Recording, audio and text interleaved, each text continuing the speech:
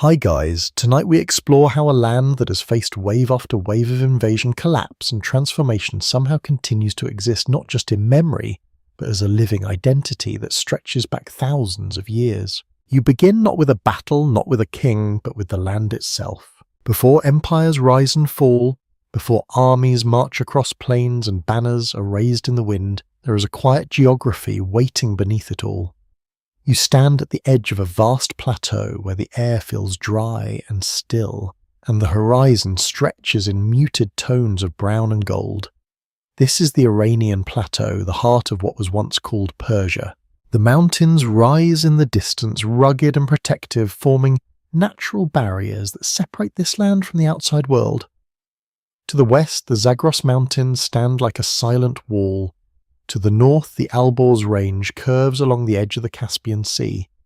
Between them, deserts spread wide and unforgiving, where heat presses down during the day and cold settles in at night. You can almost feel how difficult it would be for an army to move through this terrain. And yet, despite these natural defences, Persia has been invaded again and again. That is the first quiet mystery, because geography here does something unusual. It protects, but it also exposes. The plateau sits between powerful regions, between Mesopotamia to the west, Central Asia to the northeast, and the Indian subcontinent to the east. It is not isolated. It is a crossroads. Caravans pass through. Traders move goods. Ideas travel along with them. Languages blend. Cultures meet. This land becomes a bridge between worlds.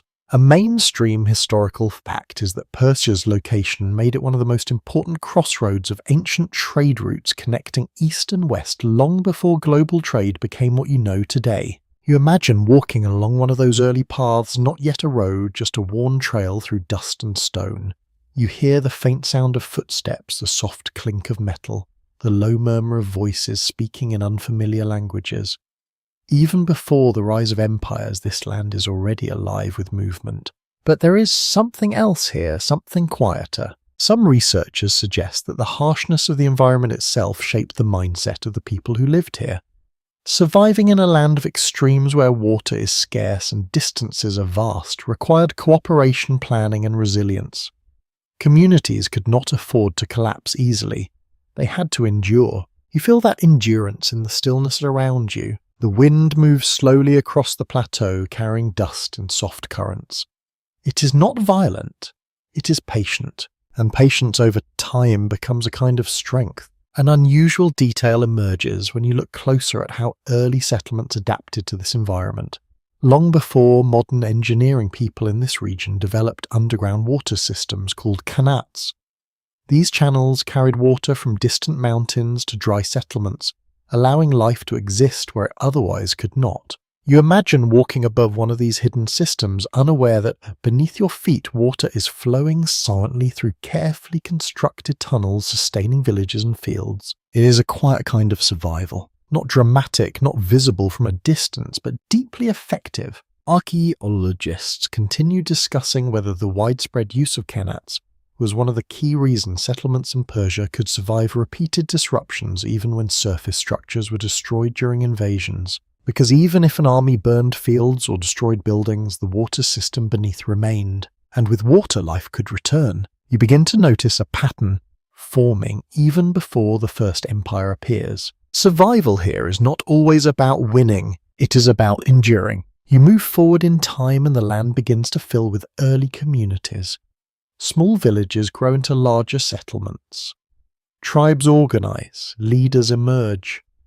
But even as these groups develop, they are constantly aware of something beyond the horizon. Other powers, other lands, other threats. The openness of the plateau means that while mountains protect certain regions, there are always routes through. Passes, valleys, open plains where movement is possible. You can imagine watching from a distance as dust rises on the horizon, signaling the approach of something unknown. Friend or enemy, trader or invader, it is not always clear at first.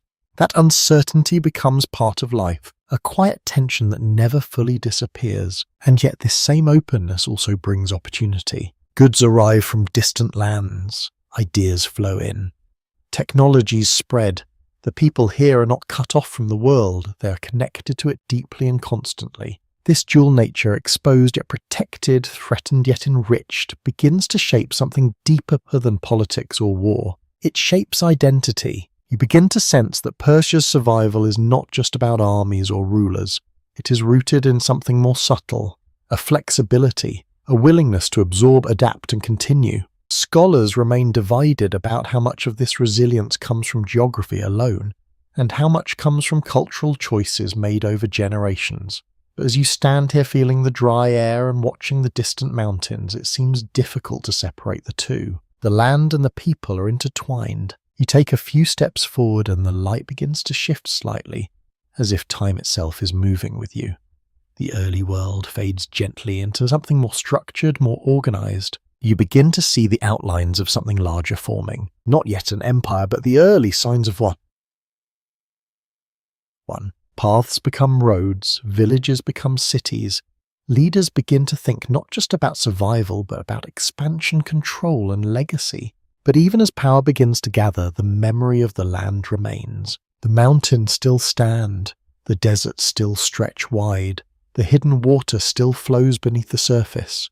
And with it, the quiet lesson that survival is not always about resisting change. Sometimes it is about allowing change to pass through you while something deeper remains untouched. You pause for a moment, looking out across the plateau. The wind continues to move just as it always has. Empires have not yet risen here, but already the foundation of their survival is being laid, not in stone walls or armies, but in patience, in adaptation, in the silent system beneath the surface. And as you continue forward, you begin to understand that this land will not simply endure history, it will reshape itself around it. The light shifts gently as you move forward, and what was once scattered settlement begins to gather into something far more organized. You begin to sense structure, not just villages or tribes, but a vision that stretches beyond a single place. A sense that this land, with all its harshness and openness, is about to be unified under something larger than any one community. You find yourself standing near the remains of an early capital where stone rises from the earth in deliberate shapes. Columns begin to appear, platforms, foundations that suggest intention rather than survival. This is the beginning of the Achaemenid Empire. A mainstream historical fact is that this empire, founded by Cyrus the Great in the 6th century BCE, would grow into one of the largest empires the world had ever seen, stretching from the Indus Valley to the Mediterranean. You imagine the moment when this expansion begins. Not with chaos, not with chaos, but with a kind of quiet momentum. You walk through a settlement where words spread softly, not through loud proclamations, but through careful communication. Leaders speak with measured voices. Messengers travel between regions. Something is forming that is not based purely on conquest, but on coordination. Cyrus himself feels less like a distant conqueror and more like a presence moving through the land with purpose. His approach, you begin to notice, is different from many rulers who would come later. Instead of destroying the cultures he encounters, he often allows them to continue. Temples are respected, traditions are preserved, local leaders are sometimes left in place. It is an unusual strategy. You pause beside a group of people speaking in different languages, yet standing together under the same authority. There is no immediate sign of fear, no forced uniformity, just a quiet acceptance that something larger now connects them. An unusual historical detail emerges here. The famous Cyrus cylinder, often described as one of the earliest declarations of human rights, suggests that Cyrus promoted religious tolerance and allowed displaced peoples to return to their homelands. You imagine holding that cylinder, its surface marked with inscriptions, carrying a message that feels surprisingly modern for such an ancient time. But historians still debate whether this was truly a moral philosophy or a calculated political strategy designed to maintain stability across a vast empire. Either way it works. You begin to see how survival is evolving. It is no longer just about enduring the land. It is about managing diversity. The empire expands not only through military strength, but through an ability to integrate different peoples without erasing them. This creates a kind of flexibility that rigid systems often lack. You walk along a growing city where architecture begins to reflect this blending. Styles from different regions appear side by side. Clothing varies from person to person.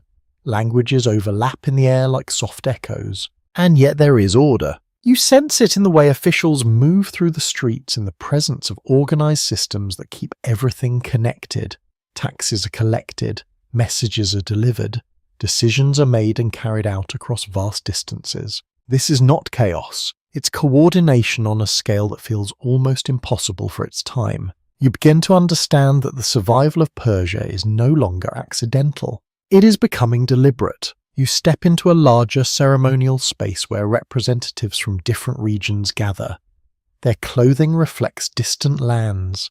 Their faces carry different expressions, but they all stand within the same structure under the same authority. This is not just an empire of land. It is an empire of systems. Some researchers suggest that the true strength of the Achaemenid Empire was not its armies, but its administrative structure.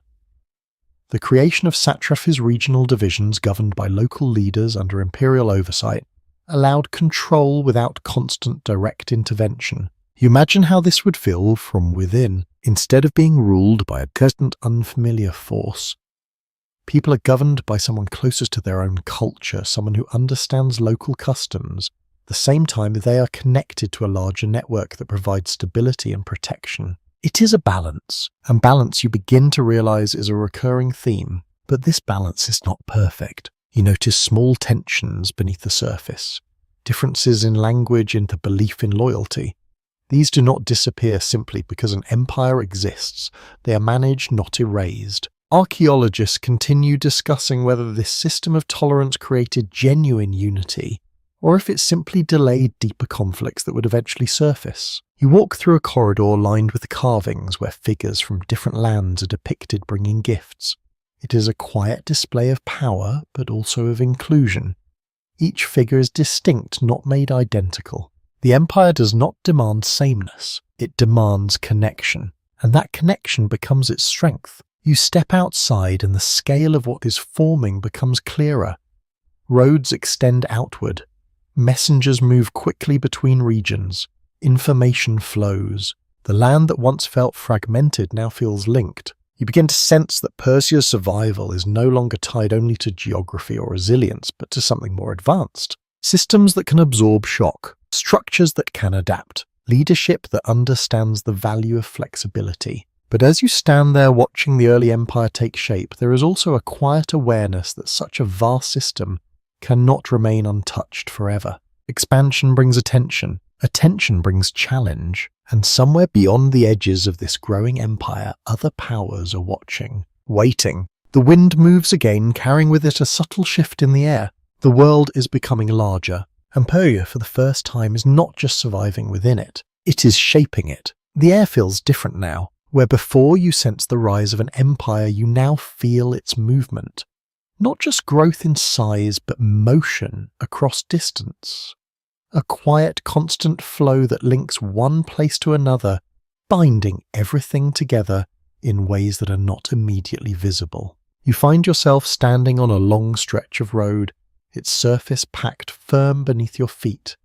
It cuts through the land with intention stretching far beyond what you can see. Dust settles gently along its edges, and in the distance a rider approaches at a steady pace. This is not just a path. This is part of something much larger. A mainstream historical fact is that the royal road built under Darius I extended over 2,500 kilometers, connecting the western regions of the empire to its eastern heartlands. You begin to walk along it. The road is alive, though not in a loud way. Travelers move with purpose. Messengers ride swiftly, carrying sealed information. Merchants guide animals loaded with goods, their footsteps slow but steady. There is a rhythm here, one that repeats day after day without interruption.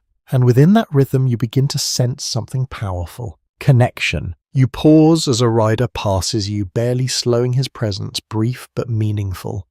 He carries something important, though you cannot see what it is.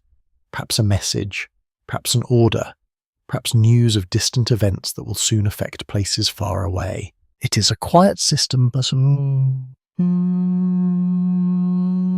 ineffective one. Some accounts suggest that messages could travel the entire length of this road in a matter of days, using a network of relay stations where fresh horses and riders waited. This allowed information to move faster than most people could imagine at the time. You imagine the impact of that speed. Decisions made in one place could reach another before situations changed too drastically. Problems could be addressed. Orders could be enforced. The empire, though vast, could respond. An unusual detail emerges as you continue walking. Along this road there are way stations spaced at regular intervals offering rest shelter and supplies. These are not random stops. They're carefully placed, forming a system that supports continuous movement. You step into one of these stations. Inside, the air is cooler. Travellers sit quietly, some eating, others resting. There is a sense of shared purpose even among strangers. Each person here is part of the same flow, moving along the same network. It feels almost more modern. Scholars remain divided about whether the Royal Road was primarily designed for military control or administrative efficiency, or if its deeper purpose was to unify the empire culturally by encouraging movement and interaction between distant regions. As you sit for a moment listening to the low murmur of voices, you begin to understand that this road does more than carry messages. It carries ideas too. Languages mix here. Stories are exchanged. Goods from distant lands pass through your hands. Ideas travel just as easily as people. And slowly, almost imperceptibly, the empire becomes more than a collection of regions. It becomes experience. You step back outside and the road stretches on in both directions, endless and patient. It does not rush, it does not change quickly, but it endures. You begin to notice how this system strengthens Persia in a way that armies alone cannot. When invasion comes, as it inevitably will, the ability to communicate quickly becomes crucial. Information about threats can move ahead of armies. Reinforcements can be organised. Strategies can be adjusted. But even beyond war, this network creates resilience. If one region suffers, others remain connected. Supplies can be redirected. Support can arrive. The empire does not rely on a single centre. It is distributed like the flow of water beneath the ground that you sensed earlier. A pattern begins to repeat. Hidden system. Quiet structures. Endurance through connection. You walk further and the landscape begins to change around you. Hills rise gently. The air cools slightly. The road adapts, curving where necessary, maintaining its presence without forcing itself unnaturally against the land. It feels respectful, as if the empire understands that control does not always mean domination. Some researchers question whether this adaptability in infrastructure building systems that work with the land rather than against it contributed significantly to Persia's ability to survive environmental and political challenges over long periods. You stop for a moment and look back. The road behind you is still there, stretching into the distance, carrying travellers you can barely see now. Ahead of you, it continues unchanged. It does not belong to any one person. It belongs to the system, and the system in turn belongs to the empire. You begin to sense that Persia's strength lies not only in its leaders or its armies, but in these quiet, persistent networks that continue functioning regardless of who sits on the throne. Even if a king falls, the road remains. Even if a city is lost, the connections endure. You recall the underground water systems from earlier, the qanats that carried life beneath the surface. This road feels similar though visible. A channel through which information and culture flow, sustaining the empire in ways that are not always immediately obvious. The wind moves lightly across the road, lifting small particles of dust that settle again just as gently. Time passes here, but the system continues. And as you continue walking, you begin to feel a subtle shift again. The empire is stable, connected and strong. But beyond its borders, there are other forces moving. Other lands, other powers, other ambitions. The road carries not only messages within the empire, but whispers of what lies beyond it. And those whispers are growing louder. The rhythm of movement softens as you step away from the road. What once felt like motion across distance now becomes something more, still more deliberate. You find yourself entering a space where decisions are not carried by riders or written in messages, but spoken quietly between people who hold responsibility over others. You stand within a provincial centre far from the imperial heart, yet unmistakably part of it. The architecture is familiar, though not identical to what you saw earlier. Local styles blend with imperial design. Clothing varies from region to region. The language shifts slightly in tone and sound. And yet there is no confusion about authority. The empire is present here, but it does not feel imposing. Records from the time suggest that the Achaemenid system of governance relied heavily on regional administrators known as satraps who oversaw different parts of the empire while maintaining a degree of local autonomy. You observe one of these administrators near now. He does not stand above the people in a distant elevated space. Instead, he sits among advisors listening. Local concerns are brought forward. Disputes are discussed. Decisions are made with a kind of measured calm. There is no urgency in his movements, no sense of chaos. It feels You begin to understand that this stability is not accidental. It is designed. Rather than forcing every region to adopt a single culture, the empire allows diversity to continue. Traditions remain intact. Religious practices are not erased. Local customs are acknowledged rather than suppressed. This is not weakness. It is strategy. You walk through a nearby marketplace where goods from different lands are displayed side by side. Fabrics from the east, metals from the west, spices carried across long distances. Voices overlap in different tongues, yet transactions continue smoothly. No one was born. One seems out of place. An overlooked aspect of this system is how it reduces resistance. When people do not feel their identity is under threat, they are less likely to rebel. The empire does not need to enforce control constantly because it has already created a sense of acceptance. But this acceptance has limits. You notice a group of imperial officials moving through the market, their presence subtle but unmistakable. They observe. They listen. They ensure that taxes are collected, that laws are followed, that loyalty remains intact.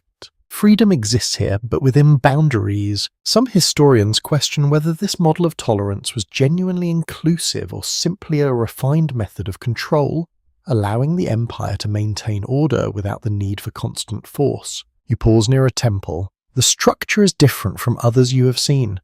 Its design reflects the beliefs of the local people, not the central authority. Inside, rituals are performed in a language unfamiliar to you.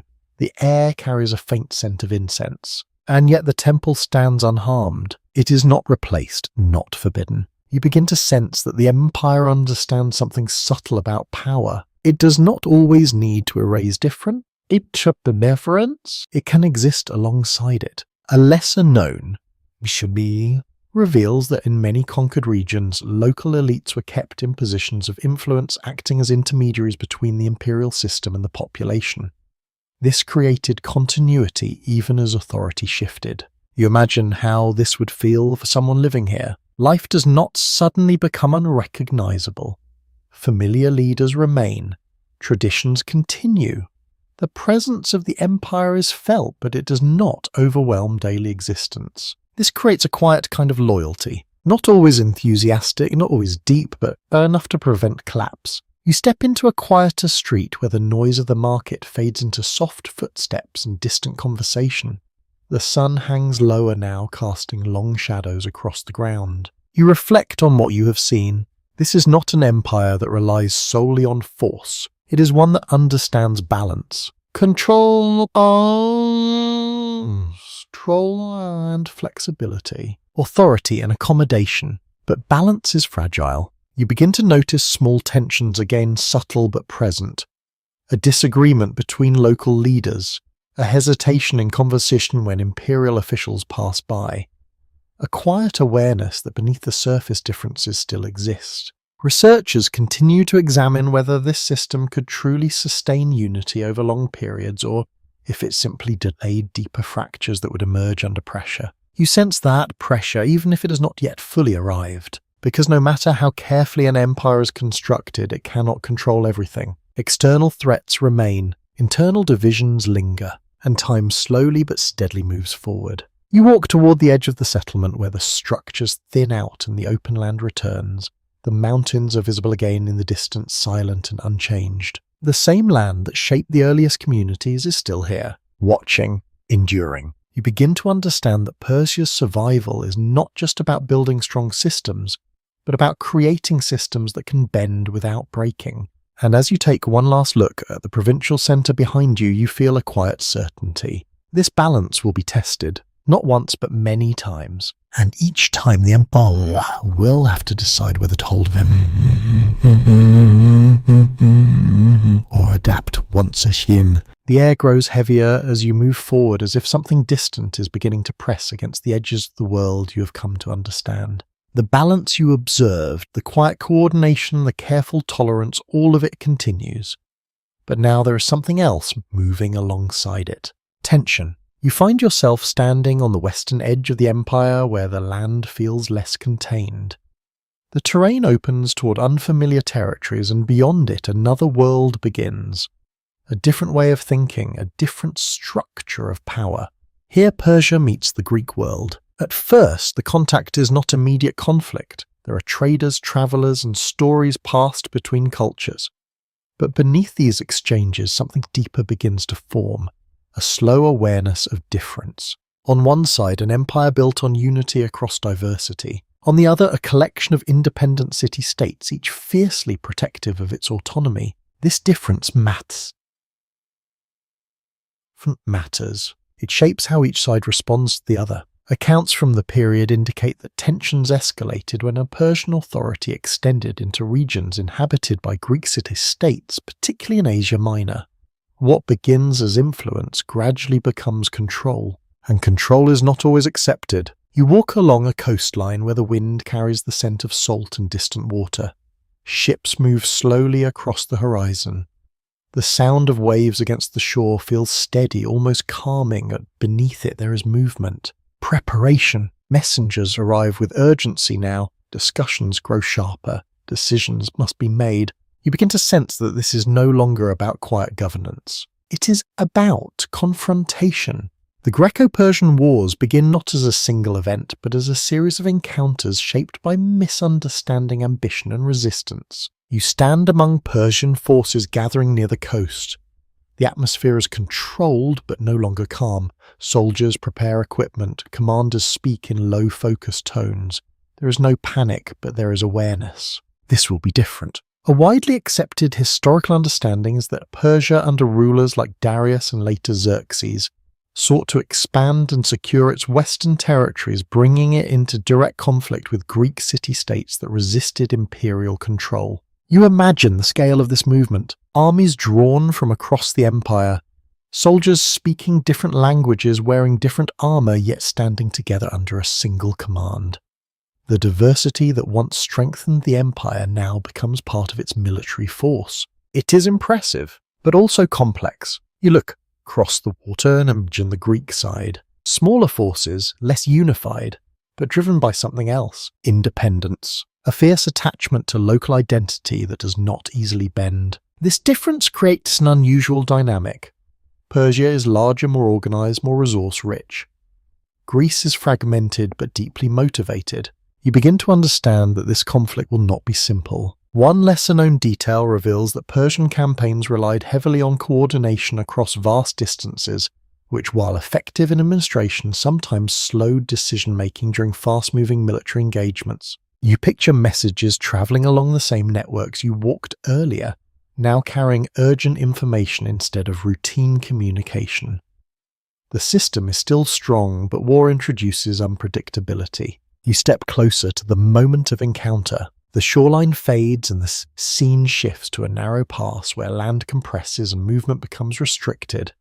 You feel the closeness of the terrain, the way it forces armies into confined spaces. Here strategy matters more than size. Some historians continue to question whether Persia underestimated the tactical advantages of the Greek forces in certain battles, particularly in terrain that limited the effectiveness of large armies. You sense that this is not just a clash of armies, but a clash of approaches. The Persian system built on scale and coordination, the Greek response built on adaptability within smaller units. The wind moves sharply through the pass, carrying the sounds of preparation. Shields are adjusted, weapons are held firmly. There is no shouting, no chaos, just focus. You begin to feel something else beneath the tension. Uncertainty, because for the first time the systems that have ensured Persia's survival are being tested in a new way. Not by internal strain, not by gradual change, but by direct resistance from the determined opponent. You recall the balance you observed earlier, the flexibility, the tolerance. Those strengths remain, but here they must coexist with something more immediate. Conflict. You watch as forces move into position, each side aware of the other, each understanding that what follows will shape more than just territory. It will shape perception. Victory or defeat here will echo across the empire, influencing how Persia is seen by those within and beyond its borders. Researchers continue to examine whether the outcome of these wars had as much psychological impact as territorial consequences, altering the confidence of the empire and the resistance of its opponents. You take a step back, allowing the scene to settle. The empire that once expanded with quiet coordination now faces open challenge. And yet even in this moment you sense that survival will not depend on a single battle. It never has. It will depend on what comes after, on how the empire responds, on whether it can adapt once again. The wind softens slightly, though the tension remains. And as you stand at the edge of this unfolding conflict, you begin to realize that Persia's story is not one of uninterrupted strength. It is a story of being tested, again and again. The sound of conflict does not linger as long as you might expect. It fades, not completely, not all at once, but gradually like waves retreating from the shore. What remains is not the clash itself, but the aftermath. The quiet space where consequences begin to take shape. You step away from the narrow passes and coastlines where the fighting took place, and into a landscape that feels unchanged on the surface. Cities still stand, roads still stretch across the land, messengers still move along familiar routes, and yet something has shifted. The empire has not collapsed. It has not vanished, but it has been challenged in a way that cannot be ignored. A widely accepted historical understanding is that despite setbacks during the Greco-Persian conflicts, the Persian Empire remained a dominant power for many years afterward, maintaining control over vast territories. You begin to sense that survival here does not mean avoiding defeat. It means absorbing it. You walk through a city that continues its daily rhythm. Markets open as they always have. Craftsmen work with steady hands. Children move through the streets with quiet curiosity. Life does not pause simply because battles have been fought elsewhere. This continuity feels important. It suggests that the empire is not held together by a single point of strength, but by many layers that continue functioning even when one is shaken. You pause near a gathering of officials discussing recent events. Their voices are calm, measured. There is no panic, no sign of collapse. Instead, there is analysis. What happened? Why it happened? What must change? An overlooked aspect of Persian resilience is its ability to learn from failure without losing its overall structure. Adjustments are made not in dramatic, visible ways, but through subtle shifts in strategy and organization. You begin to notice these shifts. Military approaches evolve. Greater attention is paid to terrain. Communication becomes more focused. The empire does not abandon its systems, but it refines them. It adapts. Some historians suggest that Persia's strength after these conflicts lay in its refusal to define itself by a single outcome. A lost battle did not mean a lost identity. It was simply one moment within a much longer story. You continue walking and the landscape feels familiar again. The same roads you followed earlier still carry movement. The same administrative centers continue their work. The same diversity of cultures exists within the empire. Nothing has been erased. You recall the underground water systems, the Qanat still flowing beneath the surface regardless of what happens above.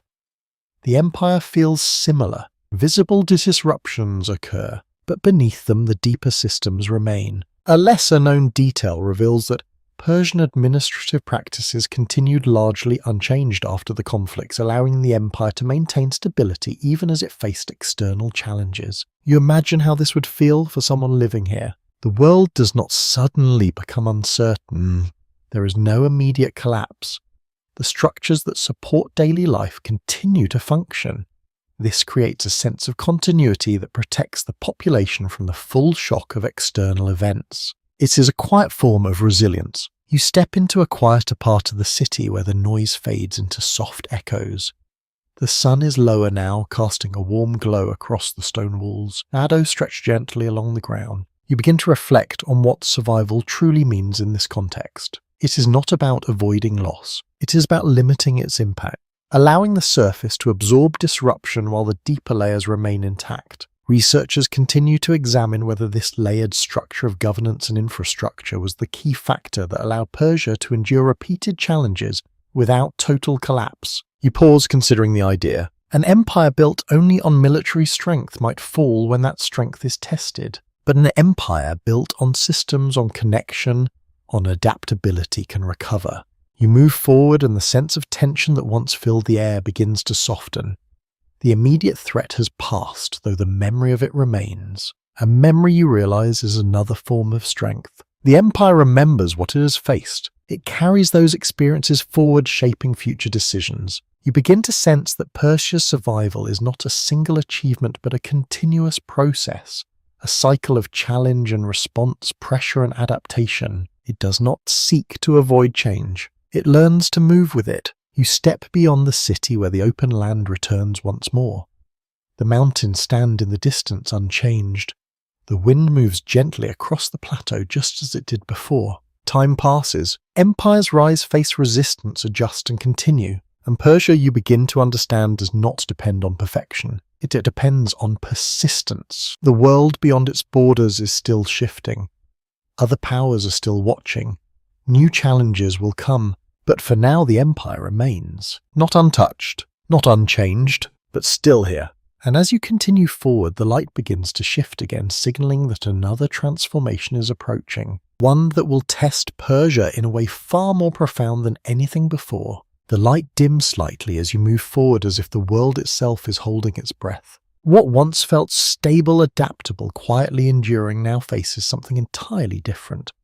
Not a gradual shift, not a distant challenge, but a sudden, focused force moving directly toward the heart of the empire. You begin to hear it before you see it, the distant rhythm of marching, the low murmur of an army moving with purpose, dust rising along the horizon in a steady advancing line. This is not another border conflict. This is something far more decisive. You find yourself standing on the ground that feels familiar yet unsettled. The systems you have come to understand are still present. Roads still stretch across the land, administrative centers still function. But now, all of it exists under a growing shadow. The Ashrathas is the arrival of Alexander the Great. Accounts from the times describe how Alexander's campaign moved rapidly across territories that had once seemed too vast to conquer in a single sweep. His forces were smaller than those of Persia, yet they advanced with remarkable speed and coordination. You imagine the moment when news of his approach first reaches the Persian court. Not panic, but concern, a recognition that this opponent is different. You walk through a city where messengers arrive more frequently now. Their pace is quicker, their expressions more focused. Information is no longer routine. It carries urgency. The empire prepares, but preparation here feels different from before. In these earlier conflicts, Persia relied on its scale, its systems, its abilities to coordinate across distance. Now those same strengths begin to feel slower in the face of a fast-moving force. An often overlooked aspect of Alexander's success is how he adapted quickly to each new region, adjusting tactics rather than relying on a single approach. This flexibility allowed him to challenge a system that was vast but not always swift. You step into a gathering of Persian leaders where strategies are being discussed. The atmosphere is calm on the surface, but beneath it there is tension. Decisions must be made quickly, and speed is not something the empire has always needed. Some historians remain uncertain about whether Persia underestimated the pace and unpredictability of Alexander's campaign, or whether internal divisions made it difficult to respond with unified force. You begin to notice those divisions. They are subtle at first. Differences in opinion among leaders, variations in how regions respond, delays that feel small in the moment but grow significant over time. The empire is still strong, but it is no longer perfectly aligned. You move closer to the edge of a battlefield, where two worlds are about to meet. The Persian forces gather in large numbers, their presence impressive, their formation structured. Across from them, Alexander's army appears smaller but more tightly organized. The air feels still, heavy. You sense that what is about to happen will not just determine control of land, but the fate of an entire system. You watch as movement begins. Not chaotic, Carl. Tick, not rushed, but deliberate.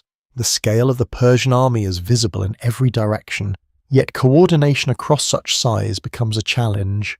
Orders take time to spread, adjustments take time to implement. Alexander's forces, by contrast, shift quickly. You begin to understand that this is not simply a battle of strength. It is a contrast in tempo. Evidence from ancient sources suggests that while Persia had greater numbers and resources, the speed and cohesion of Alexander's army often gave him advantage in key moments. You step back slightly, allowing the scene to unfold without focusing on any single detail. The outcome becomes clear, not through a single dramatic moment, but through a gradual realization.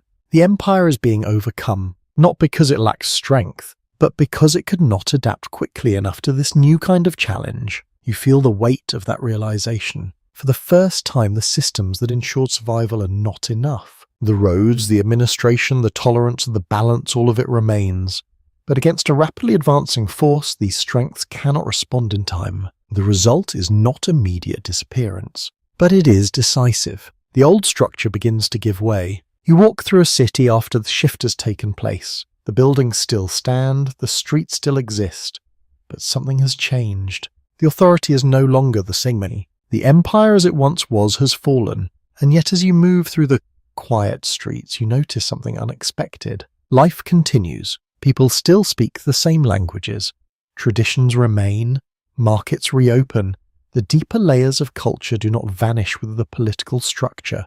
This is where the pattern returns. Even in defeat, Persia does not disappear. It transforms. There is ongoing discussion among researchers about how much of Persian identity persisted intentionally and how much simply endured because it was too deeply rooted to be removed. You begin to sense that identity here is not tied to a single ruler or system. It exists beneath them, like the water beneath the ground, like the roads that continue even when leadership changes. You walk slowly through the city, noticing the subtle blending that begins to take place.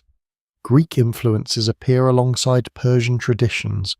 Architecture shifts slightly, language evolves. This is not erasure. It is fusion. The empire has fallen, but something deeper remains. And as you continue forward, you begin to understand that Persia's survival is no longer about maintaining power.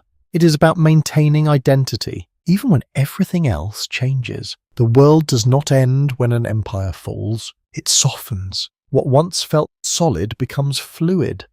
Boundaries blur, authority shifts quietly from one form to another.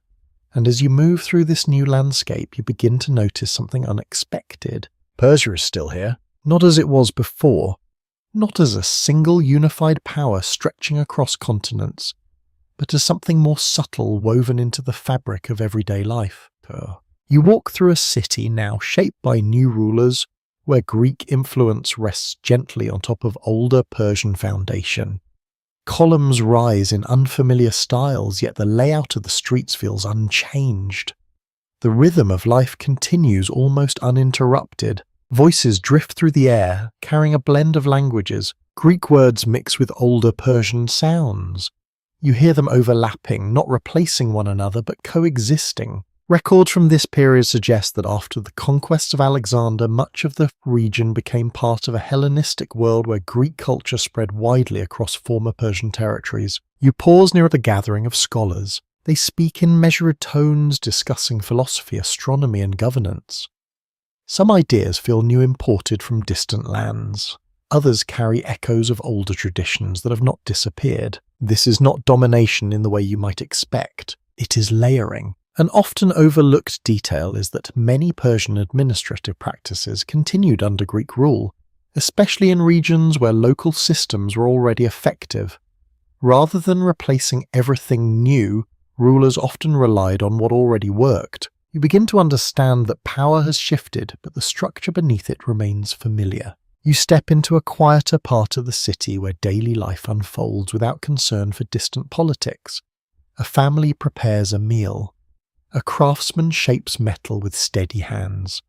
Children move through the narrow streets, their laughter soft and unhurried. Nothing here feels erased. It feels adapted. You reflect on what you have seen before. The land shaped its face peoples. The systems shape it in the empire. And now, even without the empire, the identity continues. Some historians remain uncertain about how consciously Persian culture was preserved during this time. Was it an active resistance to change, or simply the natural persistence of traditions too deeply embedded to fade? You sense that it may be both. You walk past a small shrine where quiet rituals are still performed. The form has changed, slightly influenced by new ideas, but the intention remains familiar. There is continuity beneath the surface even as appearances shift. This continuity feels important. It suggests that survival is no longer tied to control of territory or political dominance. It is tied to memory, to habit, to shared understanding passed from one generation to the next. You step into a marketplace once more. Goods from distant lands continue to arrive. Trade has not stopped. In fact, it has expanded in new directions. The blending of cultures has opened new pathways, new exchanges, new opportunities. This is another layer of survival, adaptation through connection. Evidence suggests that the merging of Greek and Persian cultures during this period led to advancements in art, science, and philosophy, creating a hybrid world that drew strength from both traditions. You notice this in small details. The design of pottery, the patterns in fabric, the way buildings are constructed. Nothing is purely one thing or another. Everything carries traces of both. You begin to feel that Persia has not been replaced. It has been absorbed into something larger while still retaining its essence. You move toward the outskirts of the city where the influence of the new rulers feels less pronounced. Here, older ways of life continue more clearly. Traditions are practiced with fewer external changes. Language remains closer to its original form. The contrast is gentle, not sharp. It shows that change does not move evenly across a land. Some areas transform quickly, others hold on longer.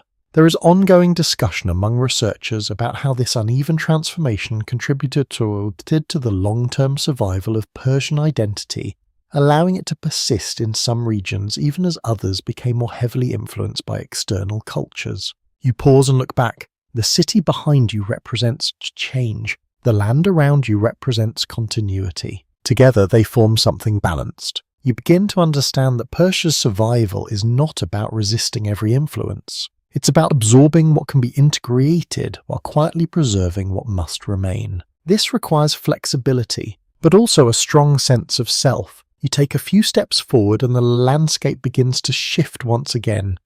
The influence of the Greek world starts to fade, slightly replaced by something new, something rising from within the region itself. A return, not to the past exactly, but to something rooted in it. You feel it in the air, in the quiet re-emergence of familiar patterns. The land once shaped by external rule is beginning to shape itself again, and as you continue, you sense that Persia is not finished. It is preparing to rise once more.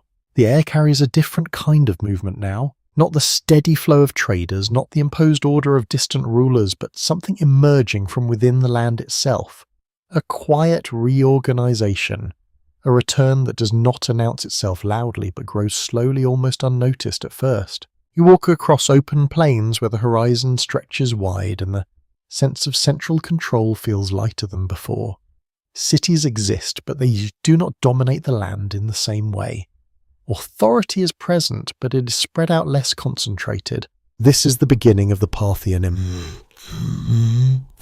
Empire. The picture that forms here is different from the empires you've already seen. Instead of a tightly controlled system directed from a powerful center, this world feels more flexible, more distributed. Power is shared among regional leaders, each holding influence within their own territory, yet connected through a broader structure. Accounts from the period indicate that the Parthians relied on a feudal-like system where local rulers maintained a degree of independence while acknowledging a central authority. You move through a settlement where a local noble holds court. The environment feels familiar in some ways, yet noticeably less formal than what you observed under earlier Persian rule. Decisions are made closer to the people they affect. The distance between ruler and subject feels smaller. This creates a different kind of stability. Not rigid, not centralized, but resilient in another way. An often overlooked detail is that this decentralized system made it more difficult for a single defeat to bring down the entire structure.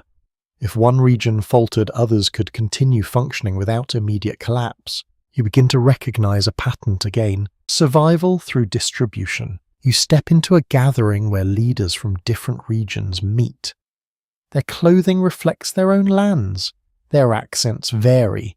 Their interests do not always align perfectly, and yet they cooperate. Not because they are identical, but because they are connected. This connection is looser than before, but it holds. Some historians remain uncertain about whether this decentralization was a deliberate strategy or a necessity born from the difficulty of controlling such a vast and varied land. You sense that it may not matter. Whether chosen or required, it works. You walk beyond the settlement and into open terrain where movement feels freer. Riders travel quickly across the land, not bound to strict routes, but adapting to the terrain as needed. This flexibility extends into warfare as well. The Parthians develop a style of combat that reflects their environment. Mobility becomes their strength. Speed becomes their advantage, and instead of relying on large, rigid formations, they move in smaller, more adaptable groups. You imagine standing on a wide plain as mounted archers move across the landscape, their movements fluid and controlled.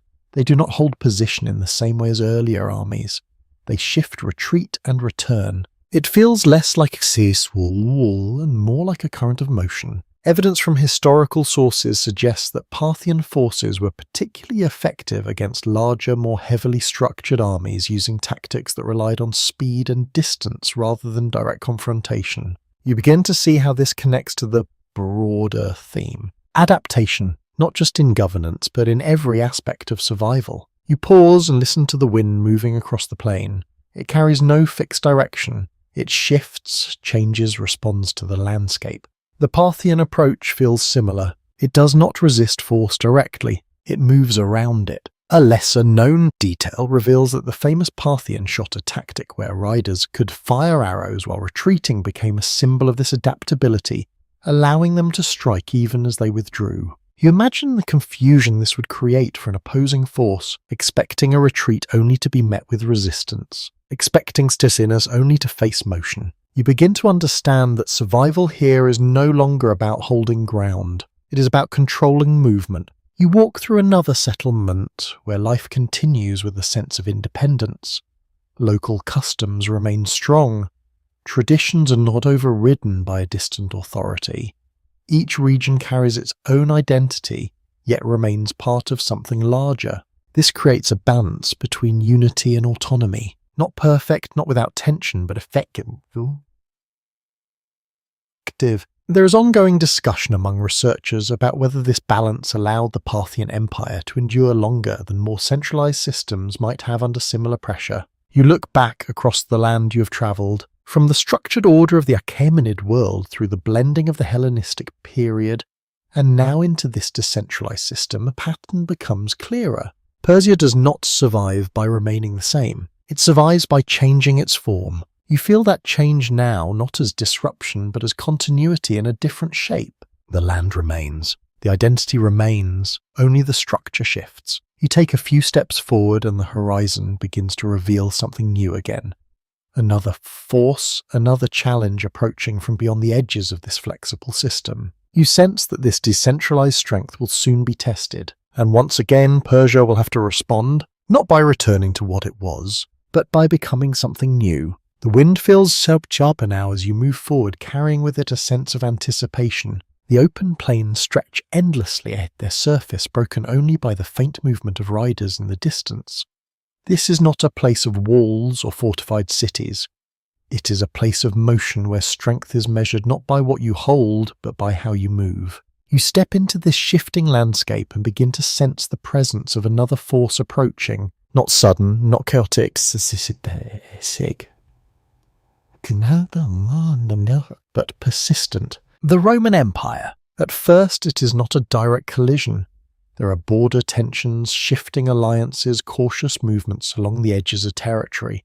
But over time, these edges begin to press closer together and the space between them narrows. You find yourself near a frontier where two systems meet. On one side, the structured, disciplined legions of Rome. On the other, the fluid, adaptable forces of Parthia. The contrast is immediate. Roman soldiers move in tight formations, their armour uniform, their movements synchronized. Their strength lies in discipline, in order, and the ability to act as a single unit. Across from them, Parthian riders spread out across the land, their formation less defined, their movements harder to predict. They do not advance in a straight line. They shift, circle, retreat, and return. Two different ideas of power, two different ways of surviving. Accounts from this era describe how these encounters often resulted in stalemate rather than clear victory. Neither side could fully overcome the other despite repeated attempts. You walk along the edge of a battlefield where the ground still carries the quiet memory of conflict. There is no noise now, only the faint impression of what has passed. You imagine the moment when these forces first met, the Roman expectation of deracing, the Parthian refusal to comply. Instead of meeting force with force, the Parthians moved, drawing their opponents into unfamiliar patterns of combat. Distance becomes a weapon, time becomes a tool. A lesser-known insight reveals that Parthian forces often avoided prolonged close combat, relying instead on sustained harassment from afar, gradually wearing down their opponents rather than overwhelming them in a single clash. You begin to see how this approach changes the nature of conflict. It's no longer about decisive battles, it is about endurance. You step closer to the imagined scene, watching as Roman formations attempt to hold their structure while being surrounded by movement they cannot easily control. The clarity of their system meets the unpredictability of another. Neither side fully adapts to the other, and so the conflict continues. There is still no full agreement on why Rome, despite its vast resources and military strength, never fully subdued the Parthian Empire. Some suggest it was the terrain. Others point to the flexibility of Parthian tactics. Still others believe the distance from Rome's centre made sustained campaigns difficult. As you stand between these two worlds, you sense that it is not one single reason. It is a combination. You walk through a nearby settlement where the presence of conflict is felt but not overwhelming. Life continues here as well. Trade moves cautiously. People speak in lower tones. There is awareness of danger, but also acceptance. This is not a short war. It is a long tension. You begin to notice how this ongoing pressure shapes the Parthian system itself. The decentralized structure that once seemed loose now reveals its strength more clearly. Even when one region faces pressure, others remain stable. The empire bends, but does not break. You recall the earlier systems of Persia, the centralized authority of the Achaemenids, the layered blending under Greek rule, each phase adapted to its time. Now adaptation takes the form of flexibility in both governance and warfare. You step back into the open plain where riders move across the horizon once more. Their presence is constant yet never fixed. They appear, disappear, and return again, like a pattern that cannot be easily contained. Evidence suggests that this style of warfare allowed the Parthians to maintain independence for centuries, resisting one of the most powerful empires in the ancient world without needing to defeat it completely. You pause and let that idea settle. Survival does not require total victory. It requires persistence. You look toward the distant line where Roman territory begins and then back across the Parthian lands behind you. Neither side has fully claimed the other. Neither has collapsed. Instead, they exist in a kind of balance shaped by continuous pressure. You begin to understand that Persia's survival is evolving once again, not through expansion, not through unification, but through resistance that does not seek to dominate, only to endure. You take a slow breath, feeling the openness of the land around you. The wind moves freely, uncontained, and as you continue forward, you sense that this long period of tension will not last forever. Because eventually even endurance must give way to change, and Persia will once again reshape itself. The movement of the plains begins to settle behind you. What once felt fluid and shifting now gathers again into something more defined. The scattered centers of power, The flexible structures, the constant motion all begin to draw inward as if the land itself is preparing for a different kind of order. You step into a space where authority is becoming visible once more. Not loosely shared, but concentrated. This is the rise of the Sasanian Empire. You feel the difference immediately. Where the Parthian world spread power across many hands, this new phase pulls it back toward a central source. Decisions become more unified, structures more formal, identity more clearly defined. It's not a return to the past, but it carries echoes of it. Records from this period indicate that the Sasanians established a strong centralized state, strengthening royal authority and reorganizing administration to create a more cohesive empire. You walk through a newly structured city where architecture feels deliberate and symbolic. Buildings rise with intention. Public spaces are designed to reflect order. There is a sense that everything here is part of a larger vision.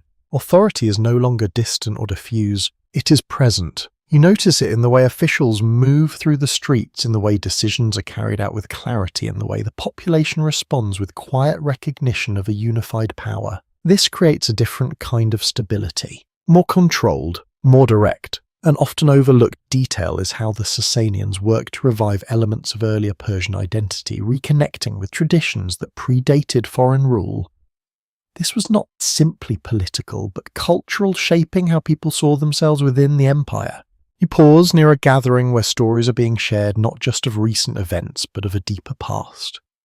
Names and ideas from earlier eras return not as distant memories, but as living references. It feels like a rediscovery. You begin to understand that this is not just about building power. It is about defining identity. You step into a hall where representatives stand before a central authority.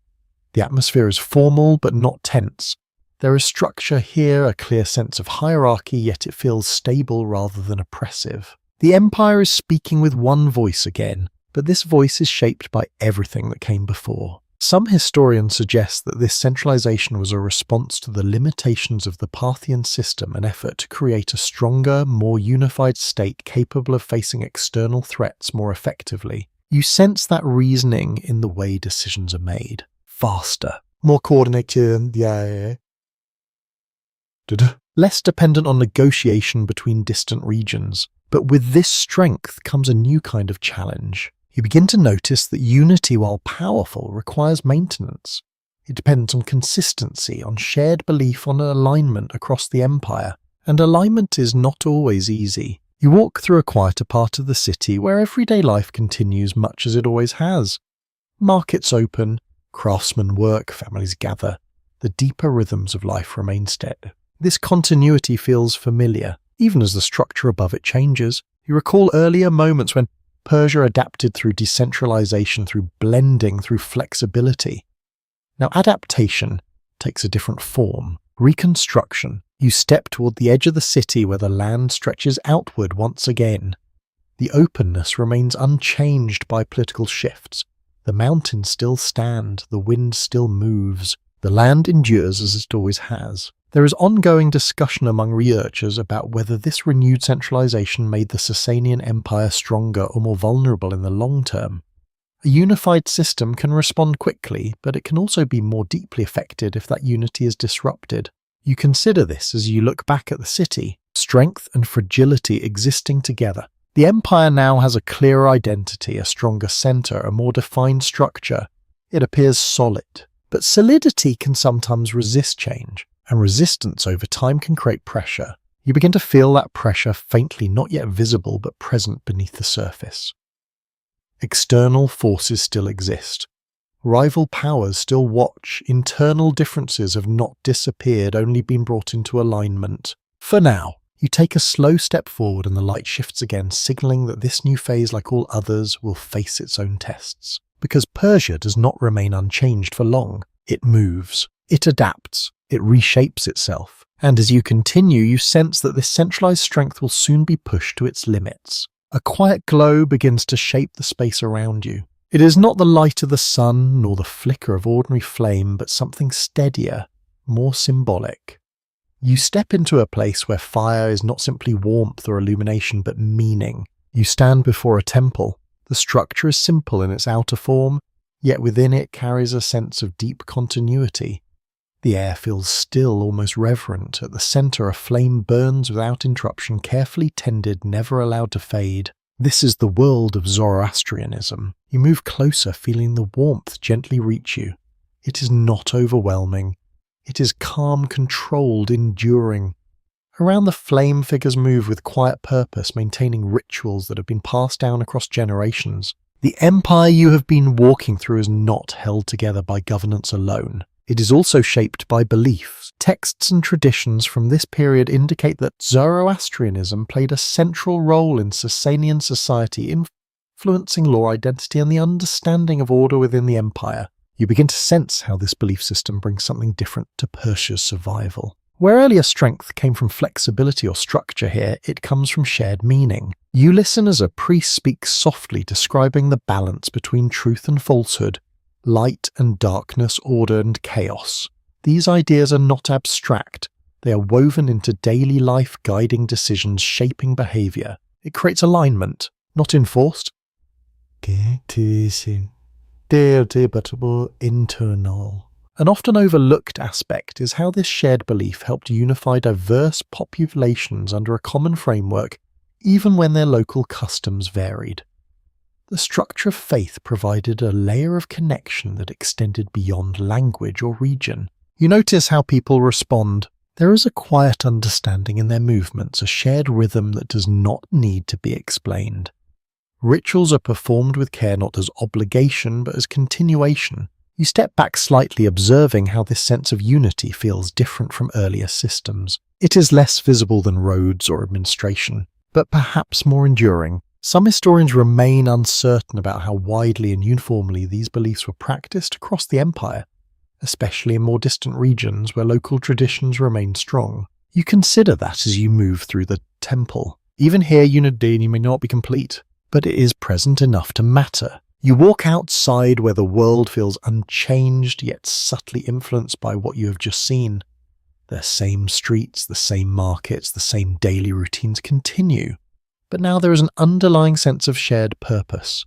People are not only part of an empire, they are part of a worldview. A lesser-known detail reveals that fire temples are often maintained with great care, even during periods of conflict, suggesting that preserving these sacred spaces was seen as essential to maintaining stability. You imagine what it would mean to lose such a place. Not just a building, but a connection, a continuity. You begin to understand that survival here is not only physical, it is spiritual. The empire is strengthened not just by systems or armies, but by ideas that give meaning to those systems. You walk through a quiet neighborhood where a small gathering is taking place.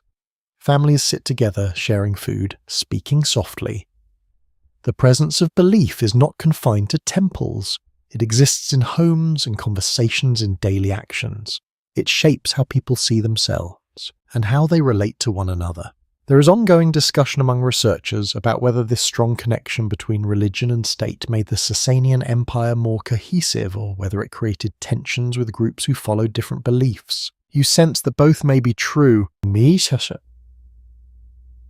Unity can bring strength, but it can also create boundaries. You pause for a moment, feeling the warmth of the earlier flame still lingering in your memory. It is steady, consistent, unchanged by the movement of time outside, much like the deeper identity of Persia itself. You begin to see a pattern forming once again. Each phase of Persia's survival adds something new. Geography provided endurance, administration provided structure, flexibility provided resilience, and now belief provides cohesion. You take a slow step forward and the world around you continues its quiet rhythm. The empire feels stable, grounded not only in systems but in shared understanding. But you also sense that such stability will be tested, because belief like power can become a point of tension when challenged from outside. And beyond the edges of this unified world, other forces are already moving. You look back once more at the temple, the flames still burning steadily within, unchanging, enduring. And then you turn forward knowing that even this quiet strength will soon face its own trial. The warmth of the fire fades gently behind you, replaced by something colder, heavier. You begin to feel it before you fully see it. A pressure that does not come from within, but from beyond the edges of the land.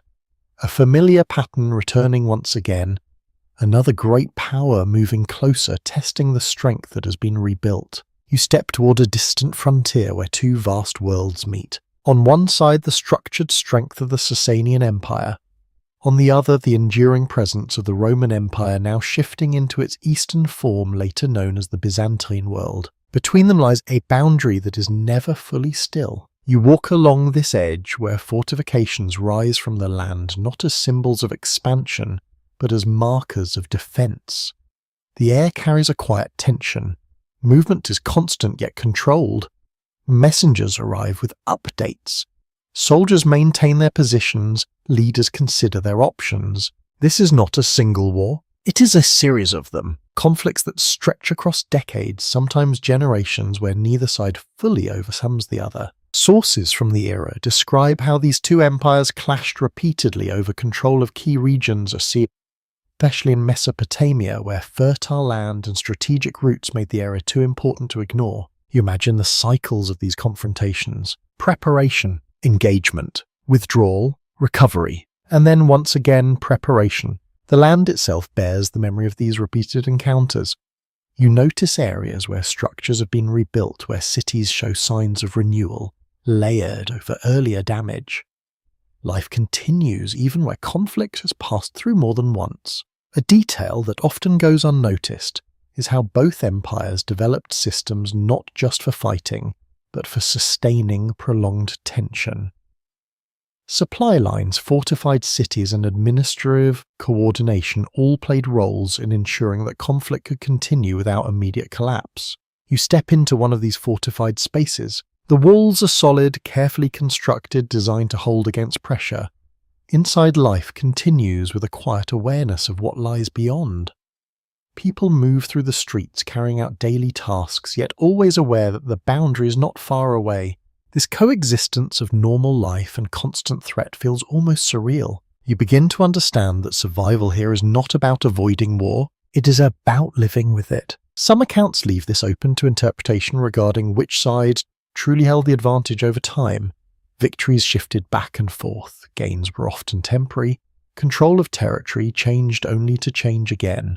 There is no clear final outcome, and yet both empires endure. You walk along the outer edge of the city where the landscape opens once more. The ground feels quiet beneath your feet, but you can sense the history embedded within it. This is a place of repeated testing. You recall earlier moments when Persia adapted through decentralization, through blending, through reconstruction. Now it adapts through endurance within ongoing conflict. This is a different kind of resilience, not sudden, not dramatic, but continuous. You pause and watch as a group of soldiers prepares to move out. Their movements are practiced, familiar. This is not their first deployment, and it will not be their last. There is no urgency in their pace, only readiness. They are part of a system that expects conflict and continues despite it. Evidence suggests that these prolonged wars place significant strain on both empires, stretching resources and testing their ability to maintain internal stability over long periods. You begin to feel that strain. Strain, not as visible collapse, but as a subtle pressure beneath the surface. Resources must be managed carefully. Loyalty must be maintained. Systems must continue functioning even as they are tested repeatedly. You step back into the city where life carries on with quiet persistence. The markets still open, the temples still stand, the roads still carry movement. Everything continues, and yet everything is under pressure. Modern researchers continue exploring how long-term conflict without decisive resolution shapes an empire's internal structure. It does not destroy it immediately. Instead, it slowly alters it, creating new strengths, but also new vulnerabilities. You sense both here. The empire has become skilled at enduring, but endurance comes at a cost. You take a slow breath, feeling the weight of time pressing gently against the present moment. This cycle cannot continue forever. Eventually something will shift, not through a single battle, but through accumulation, through years of strain, through pressures that build quietly, almost unnoticed. You look once more toward the distant boundary where another confrontation will soon unfold. and then back toward the heart of the empire where stability still holds. For now, as you move forward, you begin to feel that this long endurance, this ability to withstand constant pressure will soon reach its limit. And when it does, the transformation that follows will be unlike anything before. The tension does not break all at once. It gathers. Year after year, the strain settles quietly into the foundations of the empire. Nothing collapses immediately. Cities still function, armies still march, leaders still make decisions. But beneath it all, something begins to thin. You walk through a landscape that feels familiar, yet subtly altered. The same roads carry movement, but not as freely as before. The same administrative centres remain, but their pace feels slower, as if each decision carries more weight. The same people continue their routines, but there is a quiet fatigue in the air. This is what prolonged pressure looks like. Not sudden destruction, but gradual exhaustion. You pause near a caravan route that once felt lively and continuous. Now movement is less frequent. Traders still pass, but they travel with more caution. Conversations are quieter. The sense of openness has narrowed. It is not fear exactly, it is awareness. Sources from this era describe how the extended conflicts between Persia and its western rival drained resources over time, affecting trade, agriculture, and internal stability. You begin to notice how this plays out in small ways. Fields that are not tended as carefully, buildings repaired but with less precision, supplies managed more tightly. Nothing is abandoned, but everything is stretched. You move toward a regional centre, where officials gather to discuss matters that once would have been routine. Now even small decisions seem to require careful consideration. Resources must be allocated, priorities must be balanced. There is no room for waste. An often overlooked detail is how long periods of conflict can change not just the structure of an empire, but the mindset of its people. When tension becomes constant, it reshapes expectations, creating a world where uncertainty is normal. You feel that shift as you walk through the streets. People continue their lives, but with a quiet caution. There is less ease in their movements, more attention to what lies ahead. You step into a quiet courtyard where a group of elders sits together speaking softly. Their words carry a sense of reflection, as if they are measuring the present against memories of a more stable past. There is no clear consensus on when exactly this shift becomes irreversible. Some accounts suggest it happens gradually, almost imperceptibly, until the system can no longer sustain itself in the same way.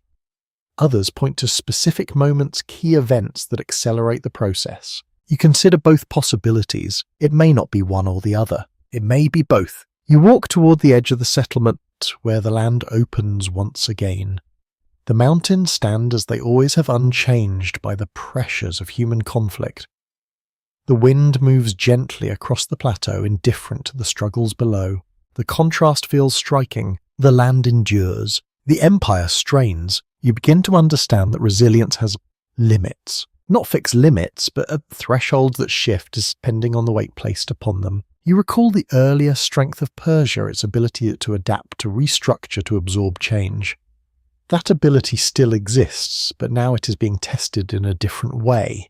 Not by sudden invasion, but by continuous pressure. Evidence leaves room for interpretation regarding how much of this exhaustion came from external conflict and how much from internal challenges that grew over time. Both appear to play a role, blending into a single complex strain. You step back into the city where life continues despite everything. Markets still open. Temples still stand. Children still move through the streets. There is continuity, but it feels more fragile now. You begin to notice small fractures, disagreements among leaders, delays in decision-making, moments where coordination falters. None of these are enough to cause immediate collapse, but together they create vulnerability. Modern researchers continue exploring how systems that are built to endure can become less flexible over time, especially when they are forced to maintain constant stability under pressure. You sense that here.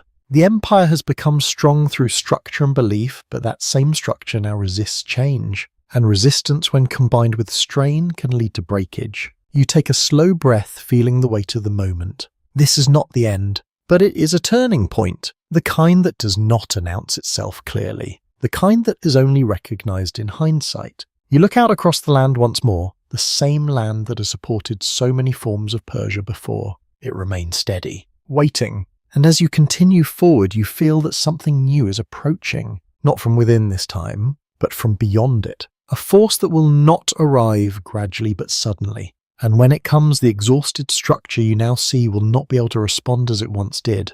The shift arrives more quickly than you expect. After years of pressure of slow thinning and quiet strain, the change does not come as another gradual adjustment. It comes with a clarity that feels almost sudden, even though the conditions for it have been building for a long time. You feel it in the air first. A different presence, a new rhythm moving across the land. Not shaped by the old structures, not bound by the familiar patterns you have come to recognize. You step into a landscape where movement is purposeful but unfamiliar. This is the arrival of Arab armies carrying with them not only military force, but a new belief, a new identity, a new way of organizing the world. The Islamic conquest of Persia begins here. Accounts from early sources describe how in the 7th century forces emerging from the Arabian Peninsula advanced rapidly into territories that had long been part of the Sasanian world. You imagine the first encounters, not just between army, but between system. On one side, an empire shaped by centuries of structure, belief and endurance now weakened by a prolonged strain. On the other, a force driven by unity, momentum and a sense of purpose that feels both simple and powerful. You walk along a road where messengers once carried routine communication. Now they carry urgent news.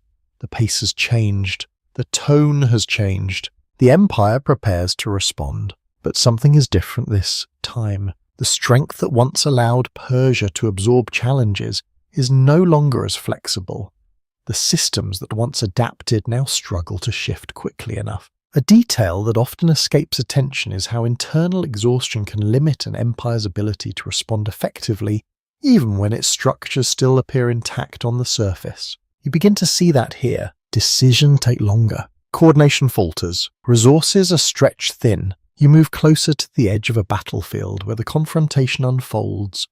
The Persian forces still carry the weight of tradition, of organization, of experience. But their movements lack the fluidity you observed in earlier periods. Across from them, the advancing forces move with a different kind of energy. Focused, unified, driven. Some historians note that the early Islamic armies were able to move quickly and adapt to changing conditions, allowing them to take advantage of weaknesses in larger, more established empires. You sense that contrast clearly. It is not just a difference in numbers or strength, it is a difference in momentum. You step back slightly, watching as the old structure meets this new force. The outcome, once uncertain in earlier conflicts, now begins to feel more decisive. Not because Persia lacks strength, but because it can no longer respond as it once did. Evidence leaves room for interpretation regarding how much of the Sasanian collapse was due to external invasion, and how much resulted from internal decline that had already weakened the system. You consider that as the scene unfolds. It's not a simple replacement. It is a convergence of pressures, the final strain meeting a new force at the exact moment when resistance is hardest to sustain. You walk through a city after the shift has taken place. The change is visible, but not absolute. Authority has moved. Leadership has changed, but the deeper layers of life remain. People still speak familiar languages. Customs continue, though they begin to shift gradually. Traditions adapt rather than disappear. You notice new practices emerging alongside older ones, not instantly replacing them, but slowly reshaping the rhythm of daily life. There is no sudden silence, no complete break, only transition. Researchers continue to explore how quickly and completely Persian society transformed during this period, with some suggesting that cultural continuity remained strong even as political control changed. You begin to sense that once again Persia is not ending. It is changing form. You walk through a quiet neighborhood where life continues with a calm that feels almost surprising.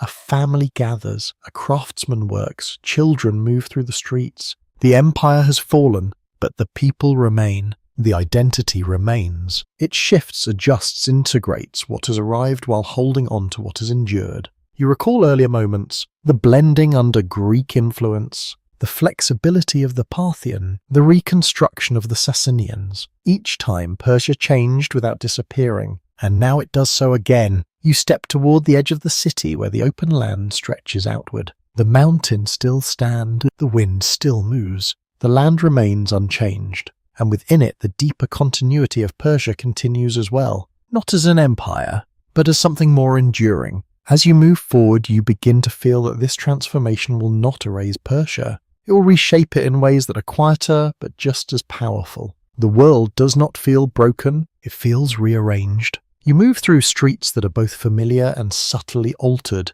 where the patterns of daily life continue yet carry a different tone.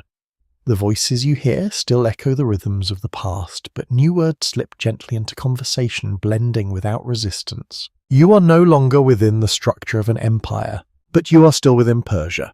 The shift that followed the arrival of Islamic rule did not erase what came before. Instead, it settled over it like a new layer placed upon an older foundation.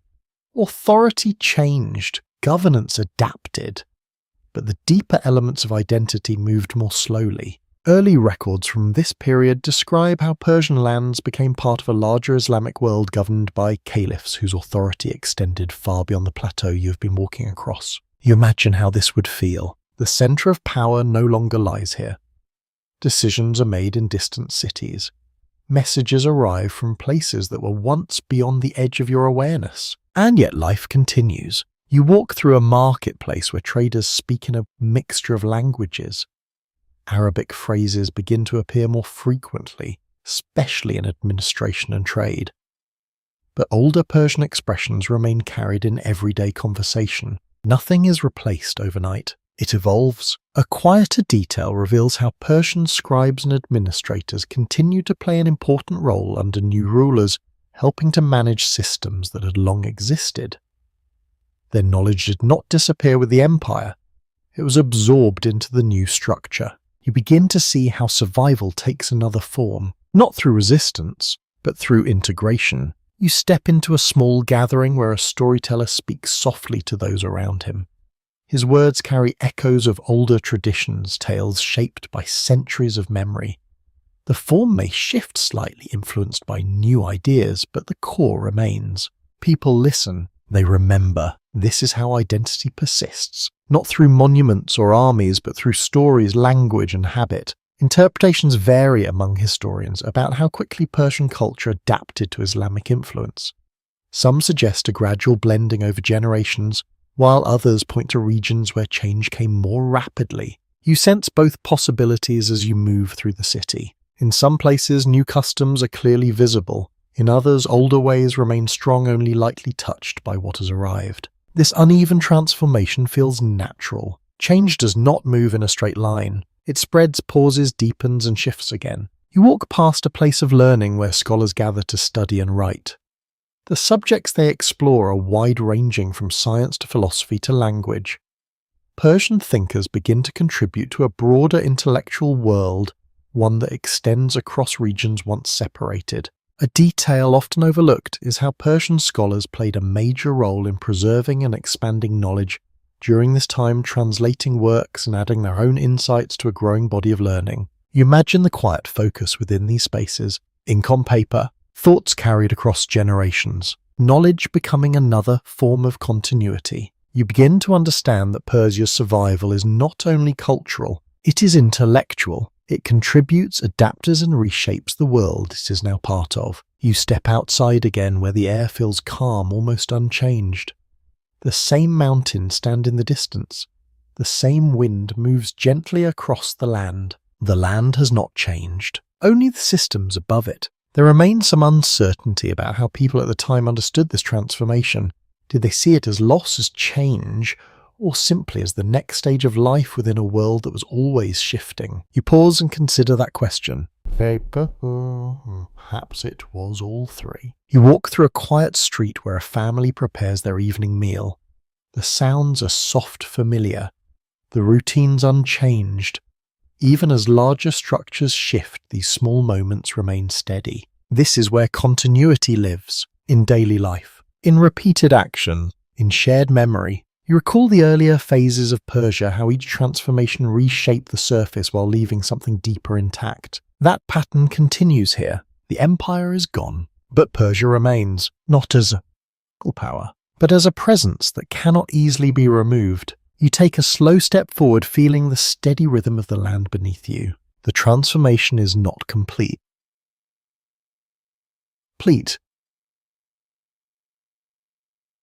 It is ongoing, and as you continue, you begin to sense that this blending of identities will lead to something new, something that draws from both what was and what has arrived, something that will allow Persia to rise again not as it once was, but in a form shaped by everything it has endured. The air feels softer now, as if time itself has slowed to allow something delicate to take shape.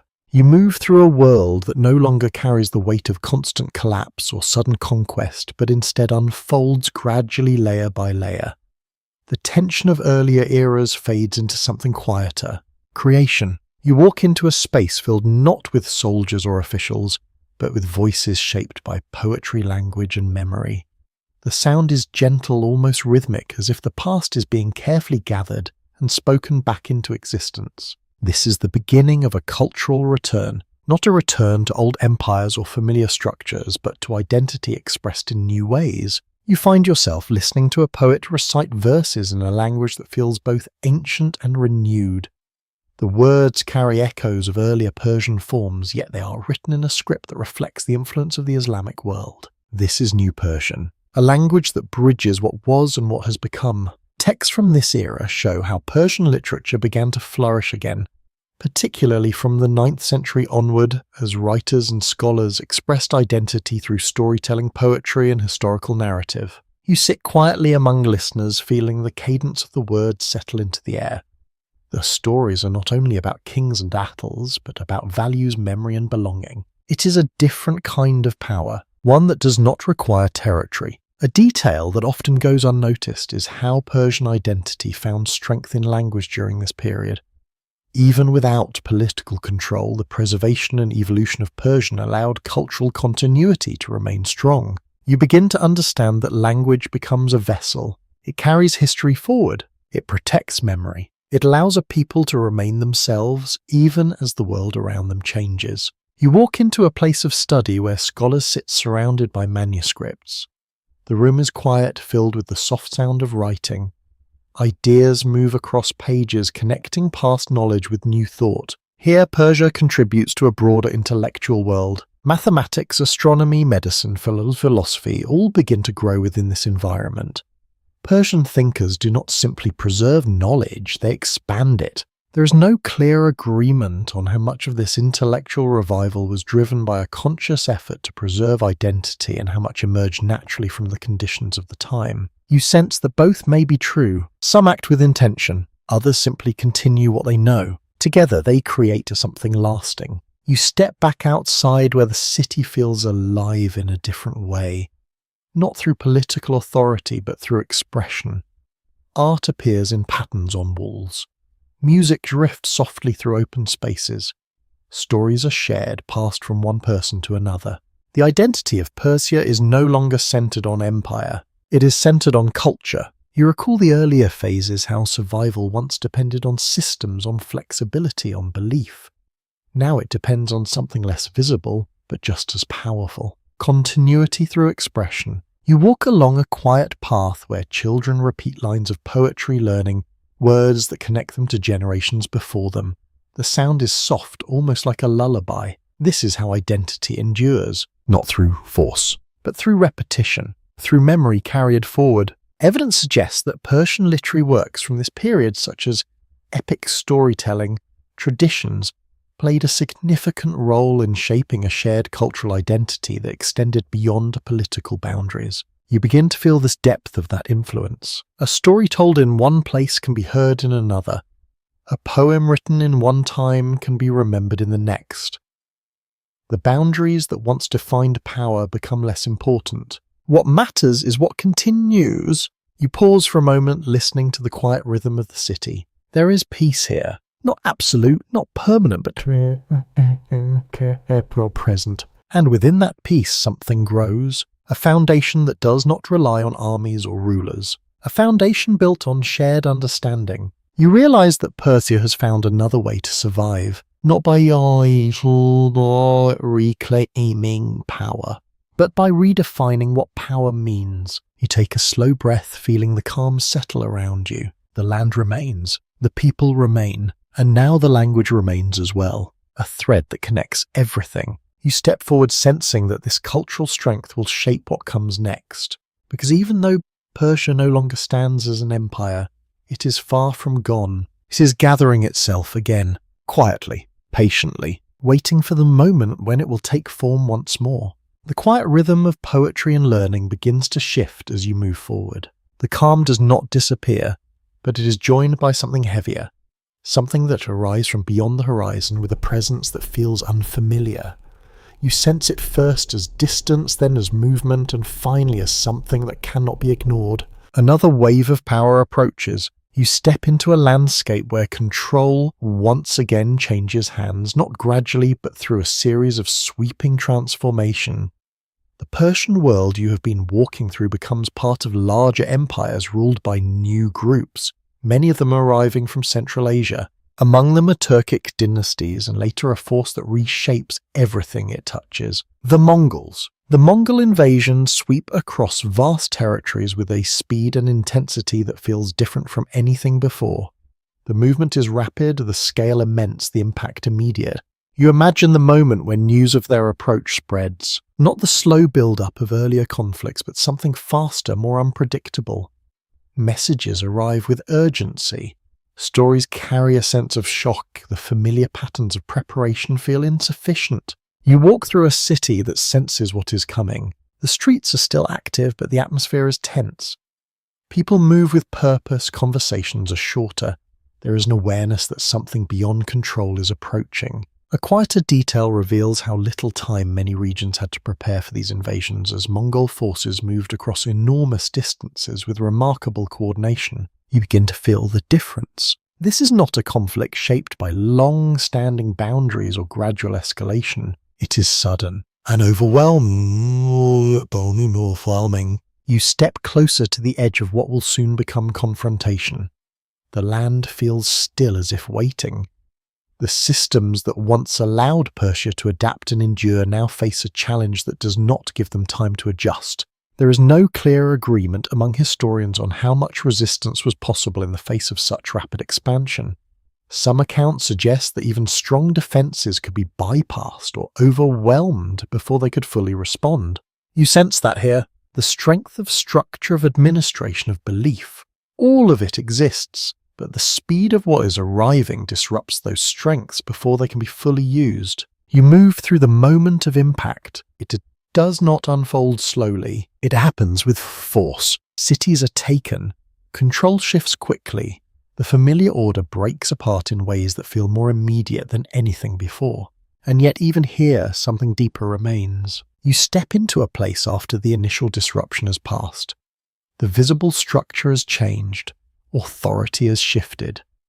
But life begins to return quietly, almost cautiously. This pattern feels familiar. Disruption followed by continuation. A detail often overlooked is how, after the initial phase of conquest, Mongol rulers began to adopt and rely on local administrative systems, including those shaped by Persian traditions. You begin to see this adaptation taking place. New leaders unfamiliar in origin begin to depend on existing knowledge. Persian administrators, scholars, and craftsmen find roles within the new structure. The system rebuilds not as it was, but using elements that have endured. It is another transformation, not chosen, but absorbed. You walk through a reconstructed space where different influences meet once again.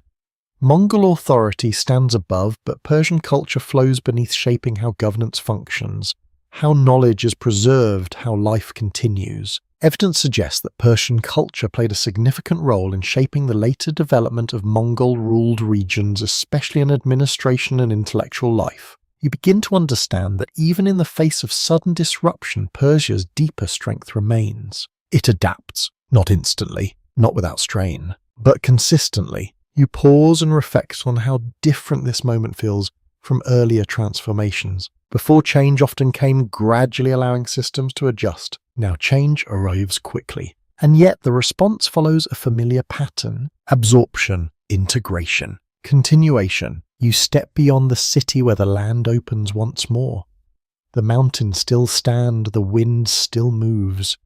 The same quiet presence remains beneath all the shifting structures above. The land has seen this before, in different forms, at different speeds, but always with the same result: persistence. You take a slow breath, feeling the calm return after the intensity of the moment. The Mongol wave has passed through, but Persia is still here, changed again, reshaped once more. And as you continue forward, you begin to sense that this cycle of disruption and adaptation is not ending. It is becoming the defining pattern, the quiet secret behind survival. The memory of sudden disruption lingers for a while, but it does not remain sharp forever. As you move forward, the intensity softens into something quieter.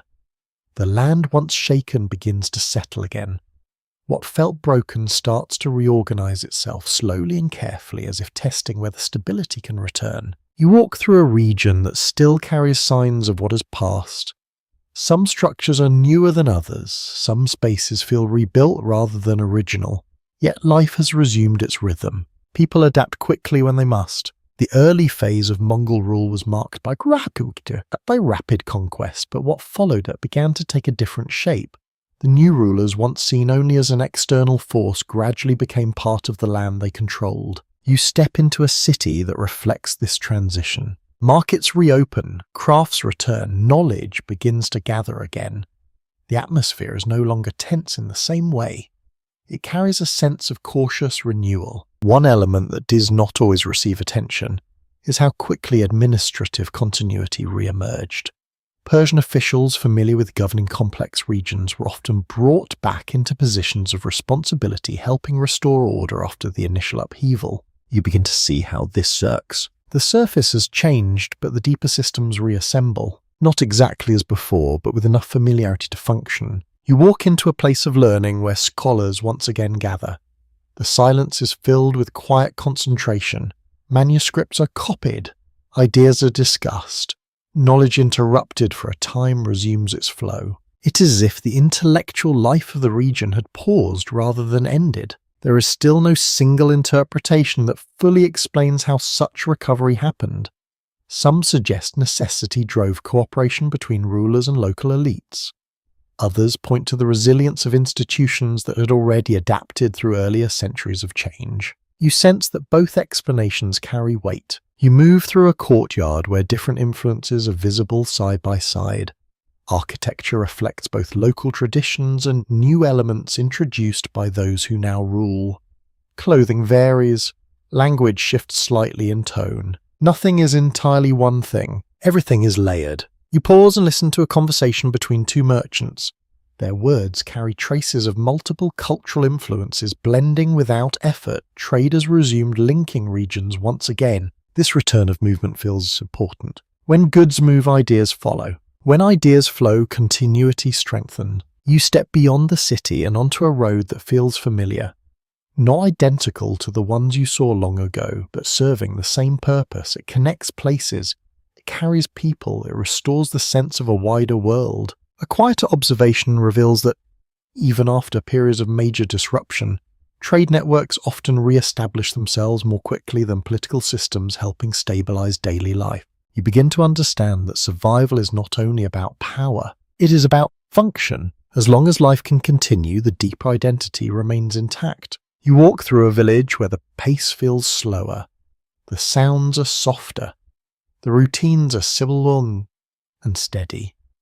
People work, gather rest, and begin again the next day. There is comfort in this repetition. It suggests that even large changes do not always reach into every part of life. Some patterns remain untouched. You reflect on everything you have seen so far. Empires rising and falling, systems changing, beliefs shifting, and yet something constant beneath it all. You begin to realize that Persia does not survive by resisting disruption completely. It survives by rebuilding after it. Again and again, you pause and look across the landscape. The mountains remain. The wind continues its slow movement. The land carries no memory of who ruled it last. Only of those who continue to live upon it. You take a slow breath, feeling the quiet return of stability. It is not permanent. It never is. But it is enough. As you continue forward, you sense that this period of reconstruction will eventually give way to something more defined, something that gathers these layers of identity into a new form of unity. not the same as before,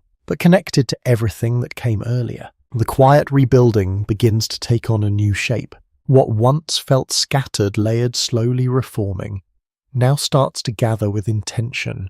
The rhythm of life, the flow of trade, the persistence of language and culture all begin to align again, not loosely but with direction. You sense it as a kind of convergence. You walk into a space where identity is no longer only preserved in fragments but expressed openly, confidently as something unified once more. This is the rise of the Safavid Empire. The shift is immediate. Where earlier periods were defined by adaptation within larger systems, this moment feels like a reassertion. A decision to define the land again as its own centre, not just part of something else. Historical records describe how in the early 16th century, the Safavids established a new Persian state, bringing together regions that had long existed under shifting forms of control. You walk through a city that reflects this renewed clarity. The structures feel intentional, the spaces feel organised. There is a sense that the scattered layers of the past are being drawn together into something coherent. But what stands out most is not only the return of centralised authority, it is the shaping of identity. A quieter detail reveals how the Safavid rulers made a deliberate choice to establish a specific religious identity across their territory, using belief as a unifying force in a way that had not been done so clearly before. You begin to see how this affects everything. It's not only governance that becomes more defined, it is belonging. You step into a gathering where people speak with a shared sense of who they are, not only as inhabitants of a land but as part of a defined community. The language feels more unified, the symbols more consistent. This is not just political consolidation, it is cultural alignment. There is still no full agreement on how much of this transformation was driven from above by leadership and how much was embraced from within by the population itself. You sense both forces at work. Direction from the centre, adoption from the people. Together they create something stable. You walk through a marketplace where goods from different regions are exchanged, but now within a clearer framework. Trade continues as it always has, but it feels more contained within a shared identity. The blending you saw before is still present, but it is now anchored. You begin to understand that Persia is not abandoning its ability to absorb influence. It is defining how that influence fits within itself. You step into a place of worship where rituals are performed with a shared structure across regions. The consistency is noticeable. It creates a sense of unity that extends beyond individual communities. Belief once again becomes a central thread, but now it is more clearly defined. A detail that often goes unnoticed is how this shared identity helped strengthen internal cohesion, especially in a world where surrounding powers followed different traditions and structures. You begin to see how this creates both strength and distinction. Persia is not only rebuilding itself, it is setting itself apart. You move beyond the city where the land stretches outward toward neighbouring regions. The boundaries feel more defined now. The sense of inside and outside is clearer. This clarity brings stability, but it also brings new forms of tension, because identity, when strongly defined, can create both unity within and contrast with those beyond. You pause and look across the horizon. Other powers still or exist. Other systems still move. The world has not become simpler, but Persia now stands with a renewed sense of itself. You reflect on the long path that brought it here, from ancient empire to fragmentation. From adaptation to absorption, from quiet survival to renewed definition. Each phase contributed something, each transformation added a layer. Now those layers begin to align into something recognizable again. You take a slow breath, feeling the steadiness of the moment. This is not the same Persia that once stretched across continents under ancient kings, but it is no less significant. It is shaped by everything that came before, and it stands once again as its own centre. As you continue forward, you sense that this renewed identity will soon face its own challenges, not from within, but from a world that is becoming more connected, more competitive, more aware of itself. And Persia once again will have to adapt, not to survive collapse, but to maintain what it has rebuilt. The sense of renewal settles into something deeper as you move forward. What began as a gathering of identity now takes root, more firmly spreading into every part of life. It is no longer just visible in cities or institutions. It becomes part of how people see the world, how they understand themselves, and how they relate to one another. You walk through a community where belief is not confined to a single place or moment. It moves through daily routines, quiet conversations, and shared understanding. The Safavid world begins to shape itself around a defining idea, a unified religious identity. You step into a space where this identity is expressed clearly not only in ritual but in structure. Places of worship follow similar forms. Teachings are repeated across regions. The sense of belonging feels consistent even across distance. This is the establishment of Twelver Shia Islam as the central belief of the Safavid state. Sources from the period describe how this decision distinguished Persia from its neighbours, especially the Sunni-dominated Ottoman Empire, creating a clear line between identities that had once been less defined. You begin to understand the significance of that difference. It is not only about belief, it is about distinction. You walk through a gathering where people listen to teachings that connect them to a shared narrative. The words are familiar repeated across regions, creating a sense of unity that extends beyond local variation. This unity feels strong, but it also carries weight. A detail that is sometimes overlooked is how the promotion of a unified religious identity required active effort, shaping institutions, education, and public life to align with a single framework. You begin to see how this effort appears in daily life. Practices become more consistent, symbols more recognizable, the sense of belonging more clearly defined. You step into a marketplace where people from different regions interact and yet share a common understanding of identity. The diversity you observed earlier still exists, but it is now framed within a shared structure. It creates cohesion, but also boundaries. Interpretations vary among historians about how this transformation was experienced by different communities. Some may have embraced it as a source of unity, while others may have felt the pressure of alignment within a more defined system. You sense that complexity in the subtle differences between regions. In some places, the identity feels deeply rooted. In others, it feels newly formed. But over time, it spreads. You walk toward the edge of a city where the presence of this shared belief extends even into the quieter spaces.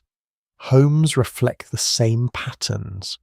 Conversations carry the same references. The identity is no longer limited to institutions. It is lived. You recall the earlier role of belief during the Sasanian period when shared ideas helped unify the empire. Now that role returns, but in a new form shaped by a different tradition.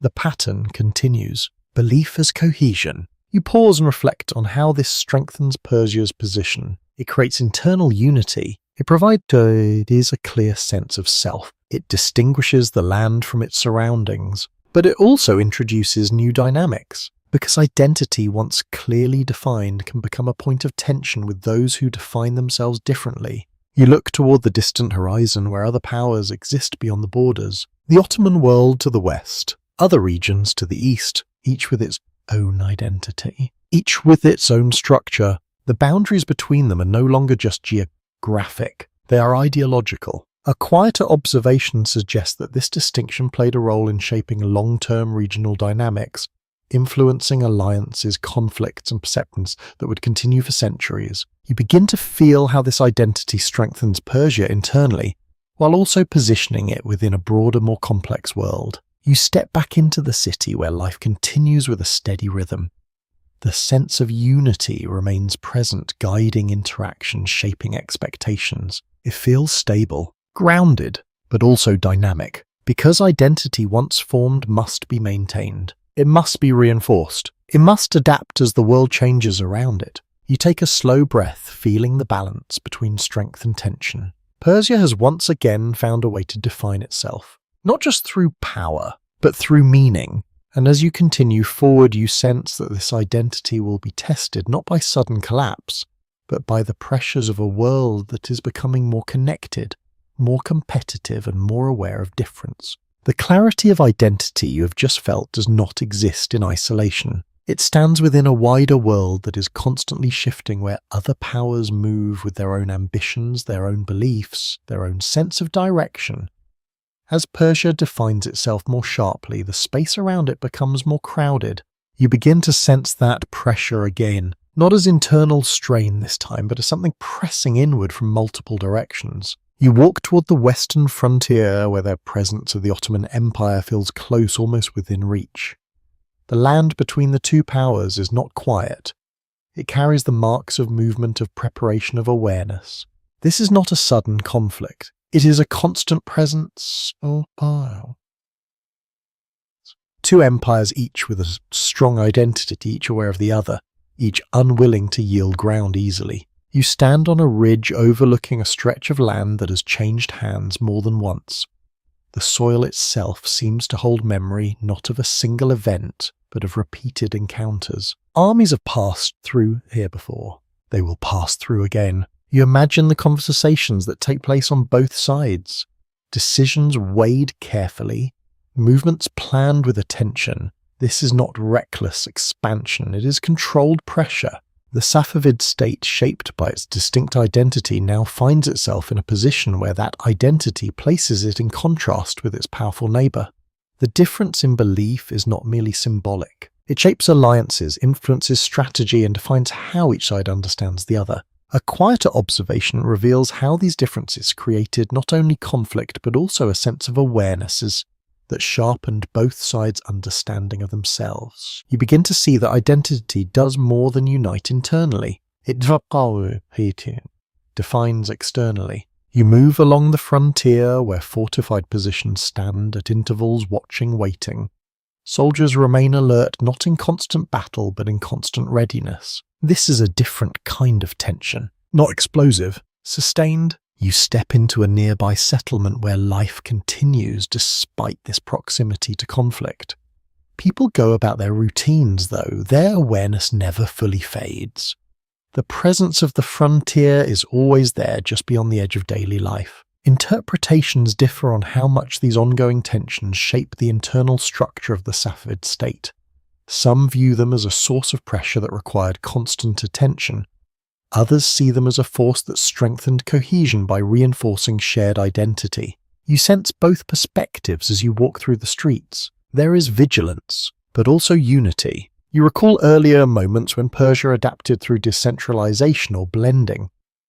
Now adaptation takes the form of maintaining balance under constant external pressure. It does not collapse. It holds. You step into a gathering where leaders discuss the situation beyond their borders. Their tone is measured. There is no urgency in their voices, but there is seriousness. They understand that this tension will not disappear. It must be managed. You begin to realize that survival here is no longer about responding to sudden change. It is about sustaining stability over time. A detail that often receives less attention is how diplomacy, negotiation, and shifting alliances played a role alongside military readiness, allowing Persia to navigate a complex landscape without constant large-scale conflict. You imagine the quiet exchanges that take place beyond the battlefield. Messages sent, terms discussed, agreements formed and broken. This is another layer of survival, not visible from a distance, but essential. You walk beyond the settlement where the land stretches outward again. The horizon feels close yet uncertain. The presence of other powers shapes the space even when they are not immediately visible. You pause and look back. The identity you saw forming earlier remains strong. The structure remains intact, but now it exists within a world that constantly tests it. You take a slow breath, feeling the steady rhythm of the land beneath you. Persia has survived sudden collapse. It has survived transformation. Now it must survive continuity under pressure. A different challenge, one that does not end quickly. You begin to sense that this balance maintained carefully over time will eventually shift again. Not through immediate disruption, but through gradual change as new forces begin to emerge beyond the edges of this familiar world.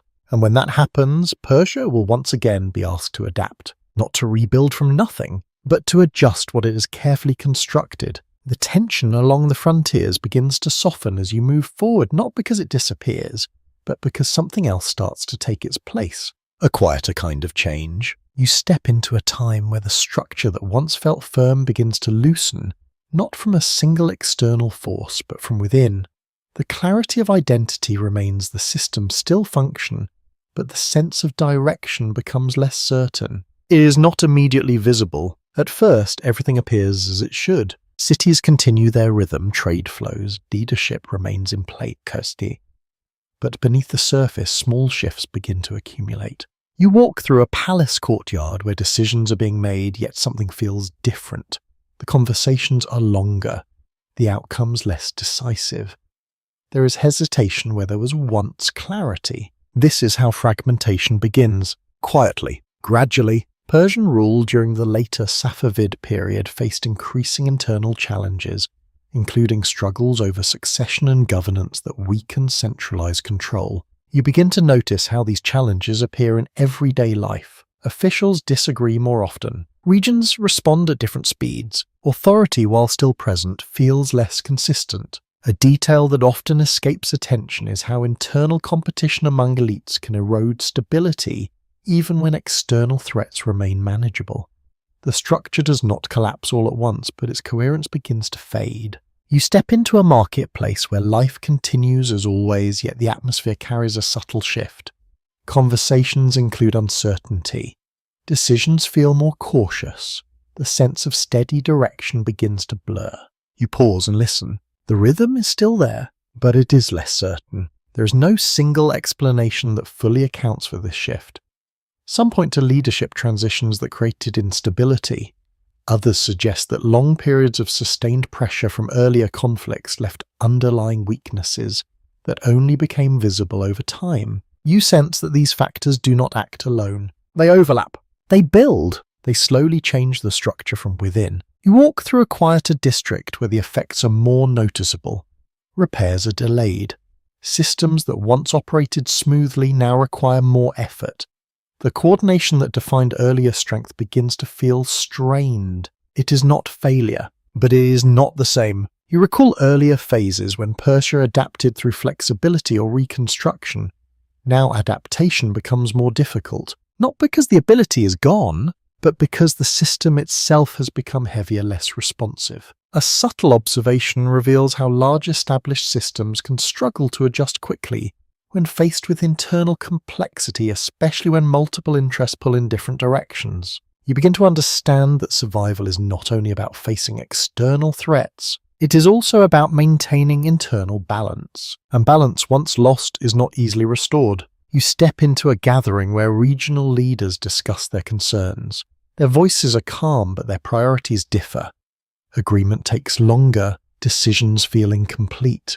The unity that once defined the empire begins to fragment into smaller, less coordinated parts. You feel the weight of that change. Not dramatic, but persistent. You move toward the edge of the city where the open land returns.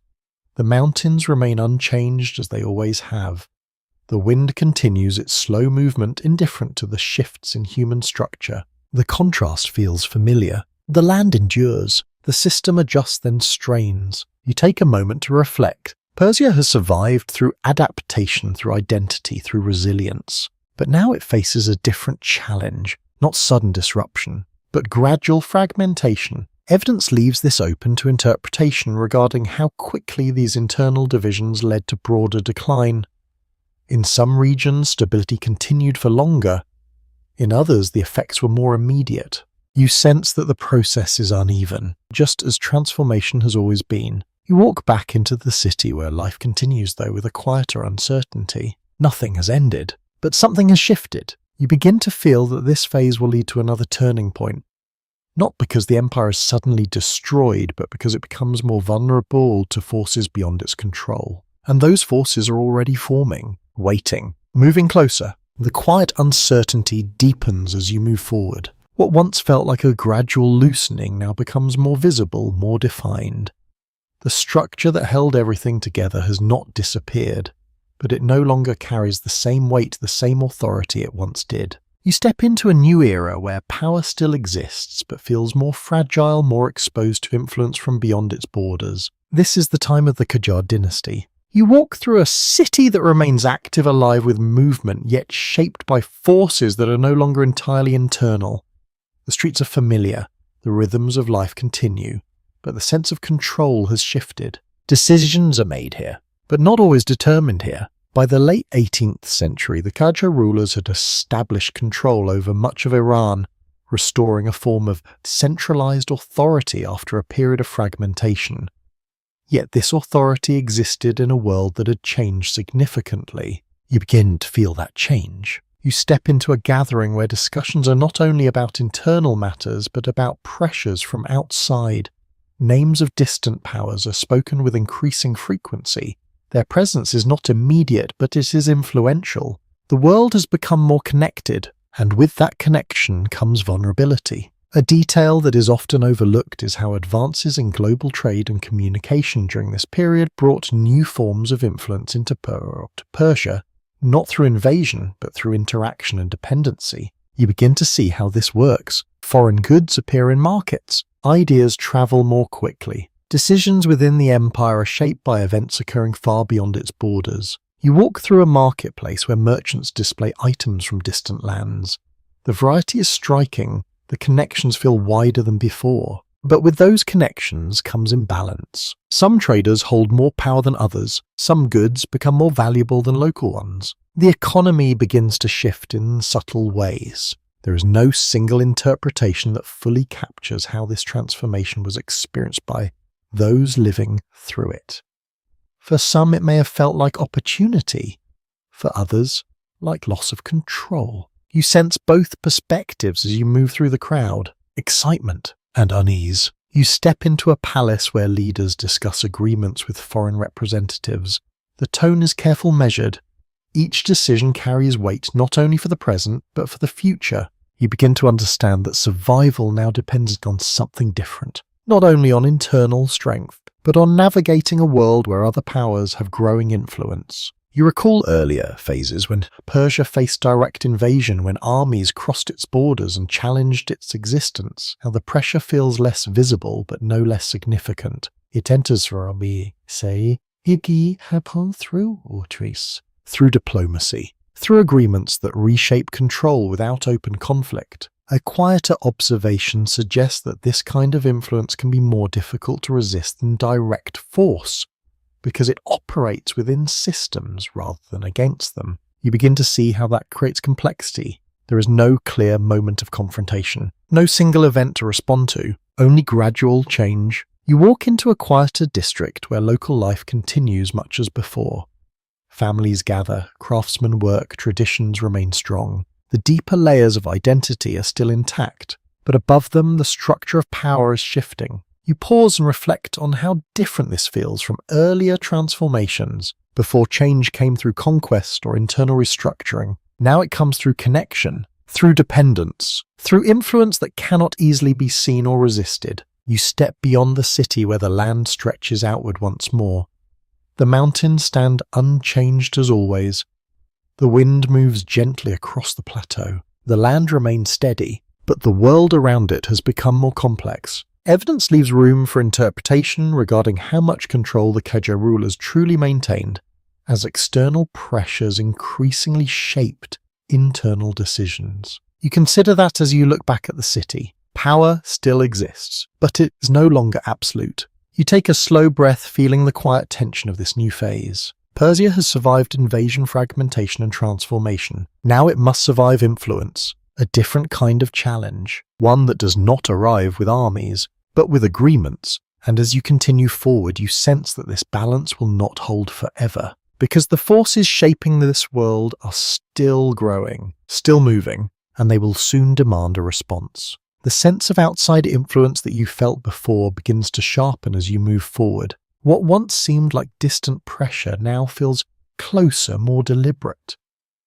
The world beyond Persia is no longer simply present. It is actively shaping what happens within. You walk into a space where decisions are made with careful awareness of forces that are not fully visible yet impossible to ignore. This is the age often described as the Great Game, a quiet rivalry between powerful empires where Persia becomes part of a larger contest between the Russian Empire to the north and the British Empire to the south and east. You stand in a city where officials speak in measured tones, weighing agreements that extend far beyond their own borders.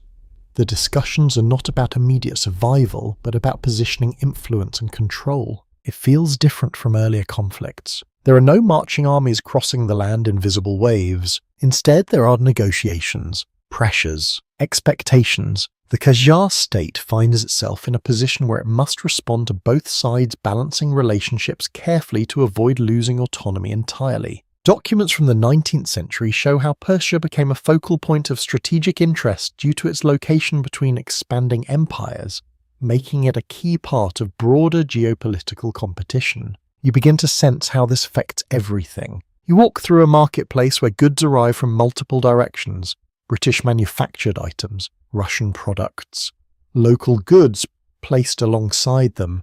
The variety is striking, but so is the imbalance. Some items carry more influence than others. Some trade routes hold more power. A detail that often remains in the background is how economic influence can shape political decisions as reliance on foreign trade begins to affect internal stability. You begin to notice that here. Merchants speak not only of profit but of changing conditions. Prices shift. Availability changes. The rhythm of trade no longer depends solely on local factors. It is tied to distant decisions. You step into a formal meeting space where representatives from foreign powers sit across from Persian officials. The atmosphere is calm, almost polite, but beneath it lies a deeper tension. Each agreement carries consequences. Each decision shapes the future. There is no simple interpretation of how Persia navigated this period. Some view it as a time of careful balancing that allowed the country to maintain its independence. Others see it as a gradual loss of control under growing external pressure. You sense that both realities exist at once: survival and compromise. You walk through a quieter district where the effects are less visible but still present. People continue their routines unaware of the full complexity of what's being decided elsewhere. Life remains grounded. But the structure above it shifts. You recall earlier moments in Persia's history when survival depended on adapting to invasion or rebuilding after collapse. Now survival depends on negotiation, on managing influence that does not always appear directly. This requires a different kind of awareness, a different kind of strength. You step toward the outskirts of the city where the land opens once more. The mountains stand as they always have, unchanged by the shifting dynamics of power.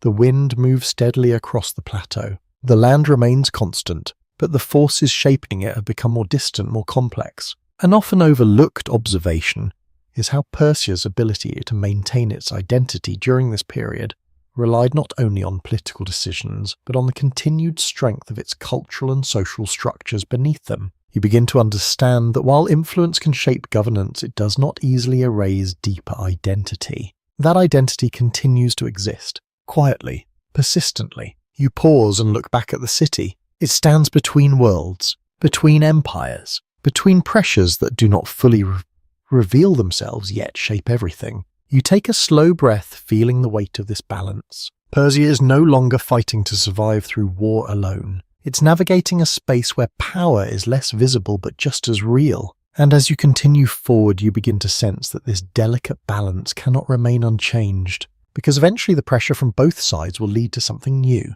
Not gradual, not subtle, but transformative. The balance you have been walking through begins to tilt. What once required careful negotiation now gives way to something more direct, more internal. The influence from outside remains, but the response to it begins to form from within the land itself. You step into a time where the question is no longer how to manage external pressure, but how to reshape the country in response to it. A new figure emerges at the center of this transformation: Reza Khan, who will later become known as Reza Shah. The rise of the Pahlavi dynasty marks a turning point where the focus shifts towards centralization, modernization, and control over a system that had become fragmented and influenced by external forces. You walk through a city that feels different from those you've seen before. The layout begins to change. New buildings appear alongside older ones. Roads are expanded. Infrastructure grows with a sense of purpose that feels deliberate and forward-looking. This is not a return to the past. It is an attempt to redefine the present. Accounts from the early 20th century describe how Reza Shah sought to strengthen the state by building a centralized government, modernizing the military, and reducing foreign influence within the country. You begin to sense how this affects daily life. Uniforms appear more consistently. Administrative systems become more structured. Authority feels more direct, less dispersed.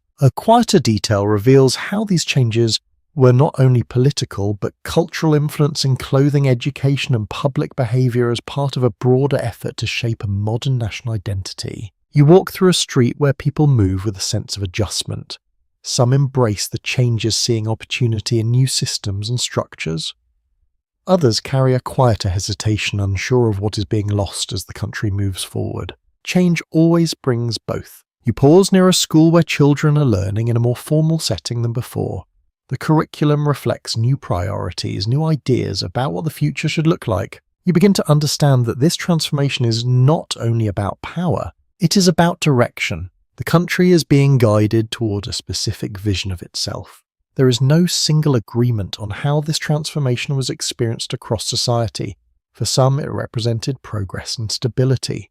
For others, it felt like a departure from traditions that had long defined identity. You sense that contrast as you move through different parts of the city. In some areas, the changes feel natural, even welcomed. In others, they feel imposed. You recall earlier phases of Persia's history, when adaptation occurred through blending or gradual transformation.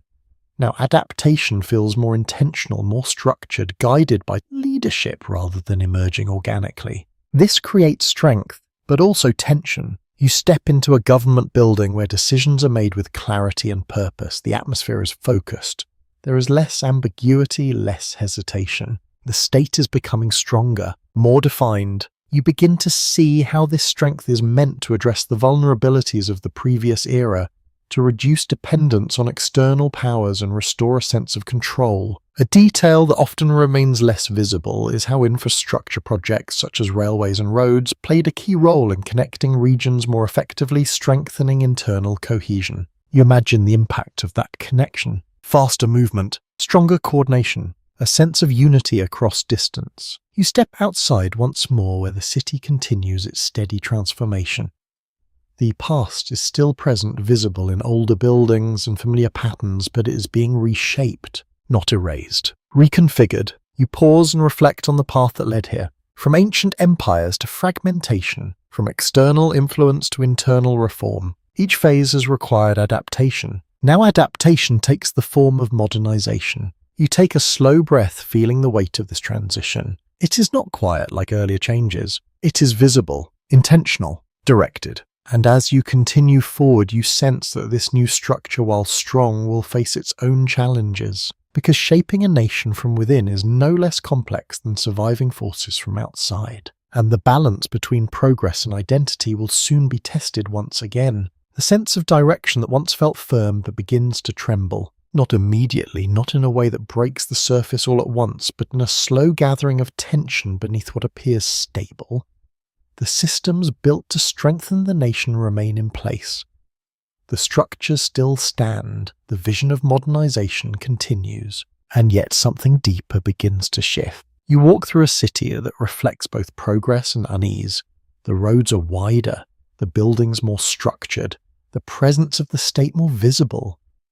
But within the rhythm of daily life, there is a quiet undercurrent that was not there before. You begin to notice it in conversations, in pauses, in the way people look at one another when certain topics arise. The transformation that once brought clarity now brings questions. The later years of the Pahlavi dynasty saw rapid modernization, but also growing dissatisfaction among different parts of society, each experiencing change in their own way. You move through a marketplace where people gather not only to trade but to speak. The tone is different from before, more reflective, more uncertain. Some speak of opportunity, others speak of loss. A quieter detail emerges in how modernization, while strengthening the state, also altered traditional structures, affecting relationships, roles and expectations in ways that were not always evenly received. You begin to see that change, when directed from above, does not always settle evenly below. In some places it takes root, in others it creates friction. You step into a gathering where voices rise slightly, not in anger, but in intensity.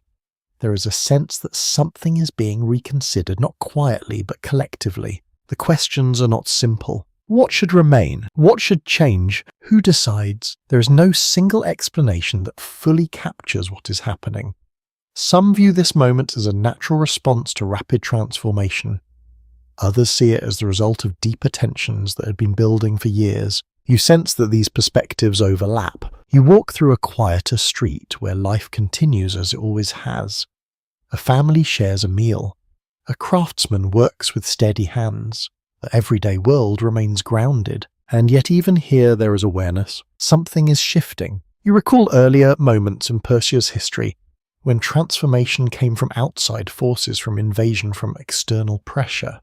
This time the movement feels different. It comes from within, from the people, from the structure itself. You step toward a larger gathering where the atmosphere feels more focused.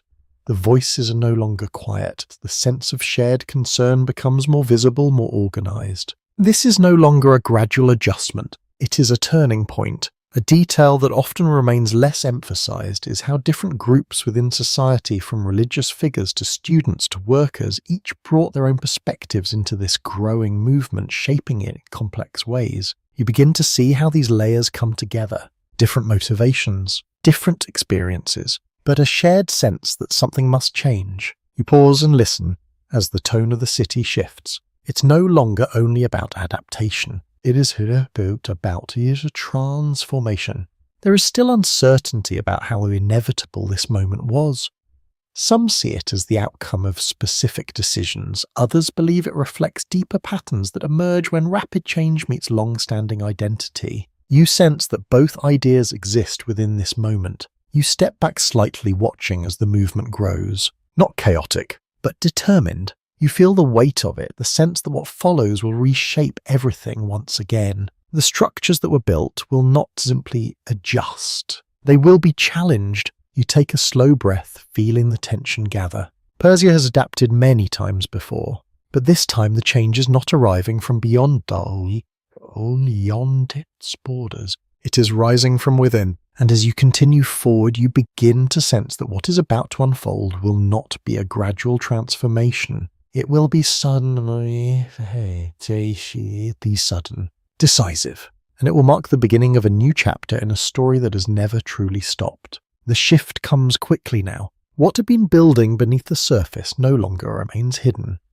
The quiet conversations, the growing tension, the questions without clear answers all begin to move together, forming something larger, something impossible to ignore. You step into a city where the atmosphere has changed. The streets are filled with movement.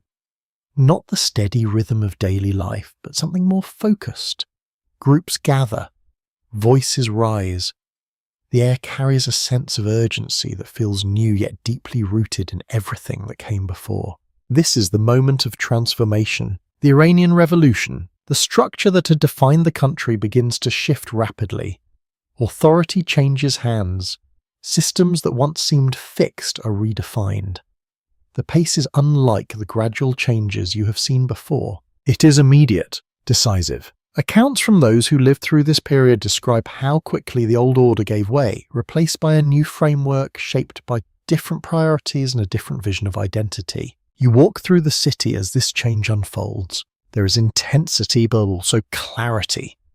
People move with purpose. The uncertainty of earlier moments is replaced by a sense of direction, even if that direction is not fully understood yet. You begin to see how identity once again becomes central, but now it is expressed in a new form. Belief returns to the forefront not as a quiet presence, but as a defining force in shaping the structure of the state. The connection between governance and religious identity becomes clear, guiding decisions and shaping the future.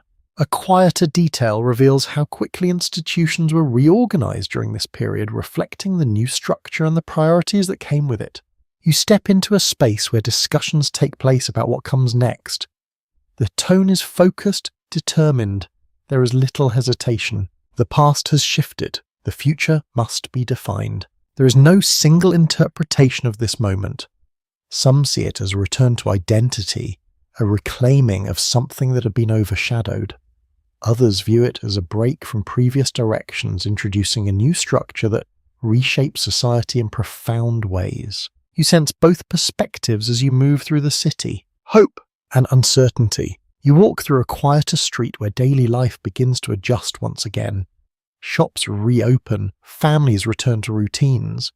The visible intensity begins to soften though the changes remain. This pattern feels familiar. Sudden transformation followed by adaptation. You recall earlier moments in Persia's history when identity played a central role in unifying the land.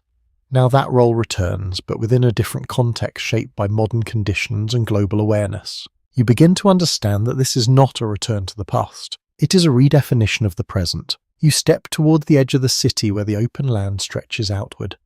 The mountains stand as they always have. The wind moves steadily across the plateau. The land remains unchanged, but the structure above it has shifted once again. A subtle observation suggests that moments of rapid transformation often draw on deeper patterns that have existed for centuries, even if they appear sudden on the surface. You begin to feel that continuity. The forms change, the expressions change, but the underlying patterns remain. You pause and look back at the city. It is still there, alive, active, adapting. You take a slow breath, feeling the calm begin to return after the intensity of the moment. The revolution has reshaped the system, but the story does not end here. It continues. Because survival is not only about change, it is about what comes after.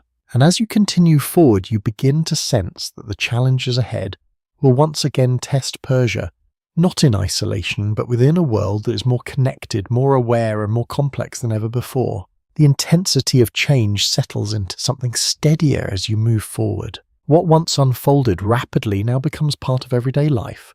The new structure is no longer forming, it is functioning. The energy of transformation softens into routine, into patterns that repeat day after day. You walk through a city that feels both familiar and new. The streets are active, the voice is steady. The rhythm of life continues, shaped by the system that has taken hold. There is no sense of pause, no lingering moment of uncertainty. The world has adjusted, but the pressure has not disappeared. It has changed form. You begin to feel it in the way people speak about the world beyond their borders. The awareness is constant.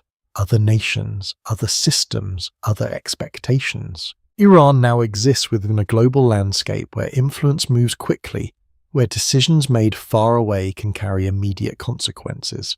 You step into a gathering where discussions extend beyond local concerns. The tone is measured, thoughtful. There is an understanding that survival now depends not only on internal cohesion, but on navigating a complex international environment. A well-documented reality of the late 20th century is how Iran maintained its political structure while facing external pressure, including economic sanctions and shifting global relationships. You begin to see how this shapes daily life. Resources are managed carefully. Decisions carry broader implications. The balance between independence and interaction becomes central. You walk through a marketplace where goods are displayed with a different kind of awareness. Availability shifts depending on circumstances beyond the country.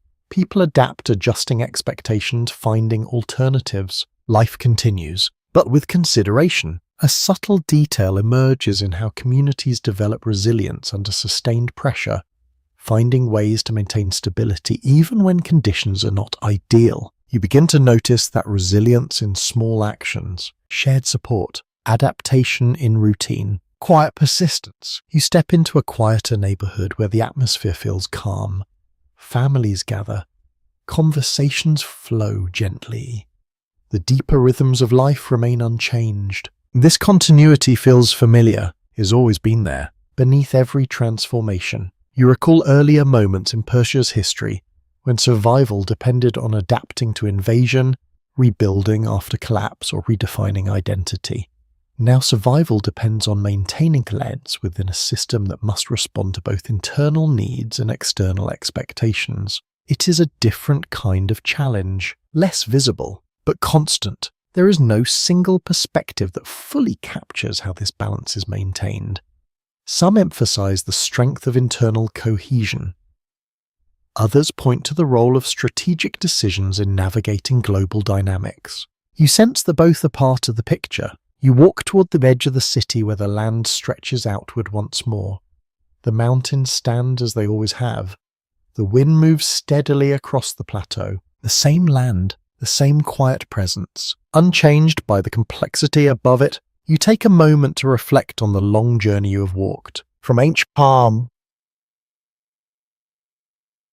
empires to modern statehood, from conquest to adaptation, from fragmentation to identity. Each phase shaped the next. Each challenge revealed something new. You begin to understand that Persia's survival in the modern world follows the same pattern as before. Adaptation. Not always visible, not always immediate, but constant. You pause and look back at the city. It stands within a network of global relationships, yet remains rooted in its own identity. This balance is not simple. It requires awareness, adjustment, patience. You take a slow breath, feeling the calm settle around you. The story is not ending. It is continuing. And as you move forward into the final part of this journey, you begin to sense that what you have seen is not just a sequence of events. It is a pattern, a deeper understanding of how survival truly works. The movement slows, not because the story has ended, but because it has reached a point where everything begins to settle into a wider view. The cities, the empires, the conflicts, the transformations all begin to feel like layers resting gently upon one another. You stand once more on the open plateau. The same land that greeted you at the beginning of this journey stretches quietly in every direction. The mountains remain still in the distance. The air carries a soft, steady calm. Nothing here seems hurried. Nothing demands attention. And yet everything you have seen is still present, not in visible form, but as a quiet accumulation of time. You begin to reflect. Persia did not survive because it was never defeated. It was defeated many times. It did not survive because it avoided change. It changed constantly. The deeper pattern reveals itself now not as a single explanation, but as a combination of many small truths that have repeated across centuries. You think back to the earliest moments. The land itself harsh, yet sustaining, teaching patience and endurance. Then the first great empire learning how to hold together different peoples without forcing them into sameness. Then the roads, the systems, the invisible networks that allowed connection to outlast disruption. Each phase added something. Each moment of collapse revealed a new way forward. You remember how identity persisted even when power disappeared. How language carried memory across generations. How belief shaped unity when structure alone was not enough. How flexibility allowed survival when strength alone could not. These are not dramatic forces. They are quiet, subtle, but consistent. You begin to see that survival here is not about resisting history. It is about moving with it, allowing change to pass through while something deeper remains. There is still uncertainty about which of these elements mattered most. Some would point to geography, others to culture, others to political adaptation. No single answer fully explains it, and perhaps that is the point. It was never just one thing, it was the combination. You take a slow step forward, feeling the ground beneath you. Solid, unchanged. The same ground that held ancient cities, that carried armies, that supported generations who lived adapted and continued. You begin to feel a quiet sense of continuity, not tied to any single moment, but stretching across all of them. You recall the many transformations, the rise and fall of empires, the blending of cultures, the return of identity in new forms. Each time Persia did not return to what it was. It became something else, and yet it remained itself. A quieter observation settles into your thoughts. Perhaps survival is not about preserving form. Perhaps it is about preserving essence. You pause and look across the horizon. The world beyond this land continues to change just as it always has. New forces will emerge, new pressures will arise, new transformations will take place. That pattern will not stop. But now it feels less uncertain, because you have seen how this land responds, not with resistance alone, not with surrender, but with adaptation. You take a slow breath. The wind moves gently across the plateau, carrying with it the same quiet presence that has always been here. Time softens. The details begin to fade slightly, not disappearing but settling into something calmer, less defined. The cities become distant. The voices grow quiet. The movement slows. You are left with the land, steady, enduring, patient. And within that stillness, the story continues not in events, but in presence. A long, unbroken thread stretching through time. You allow your thoughts to drift gently, no longer following each moment, but resting within the pattern itself. The rise, the fall, the return, again and again. The air feels cooler now. the light softer. Everything begins to quiet. You remain here for a moment longer, surrounded by the calm that has always existed beneath the surface of history. And then slowly, gently, you let it all fade into stillness. Sweet dream.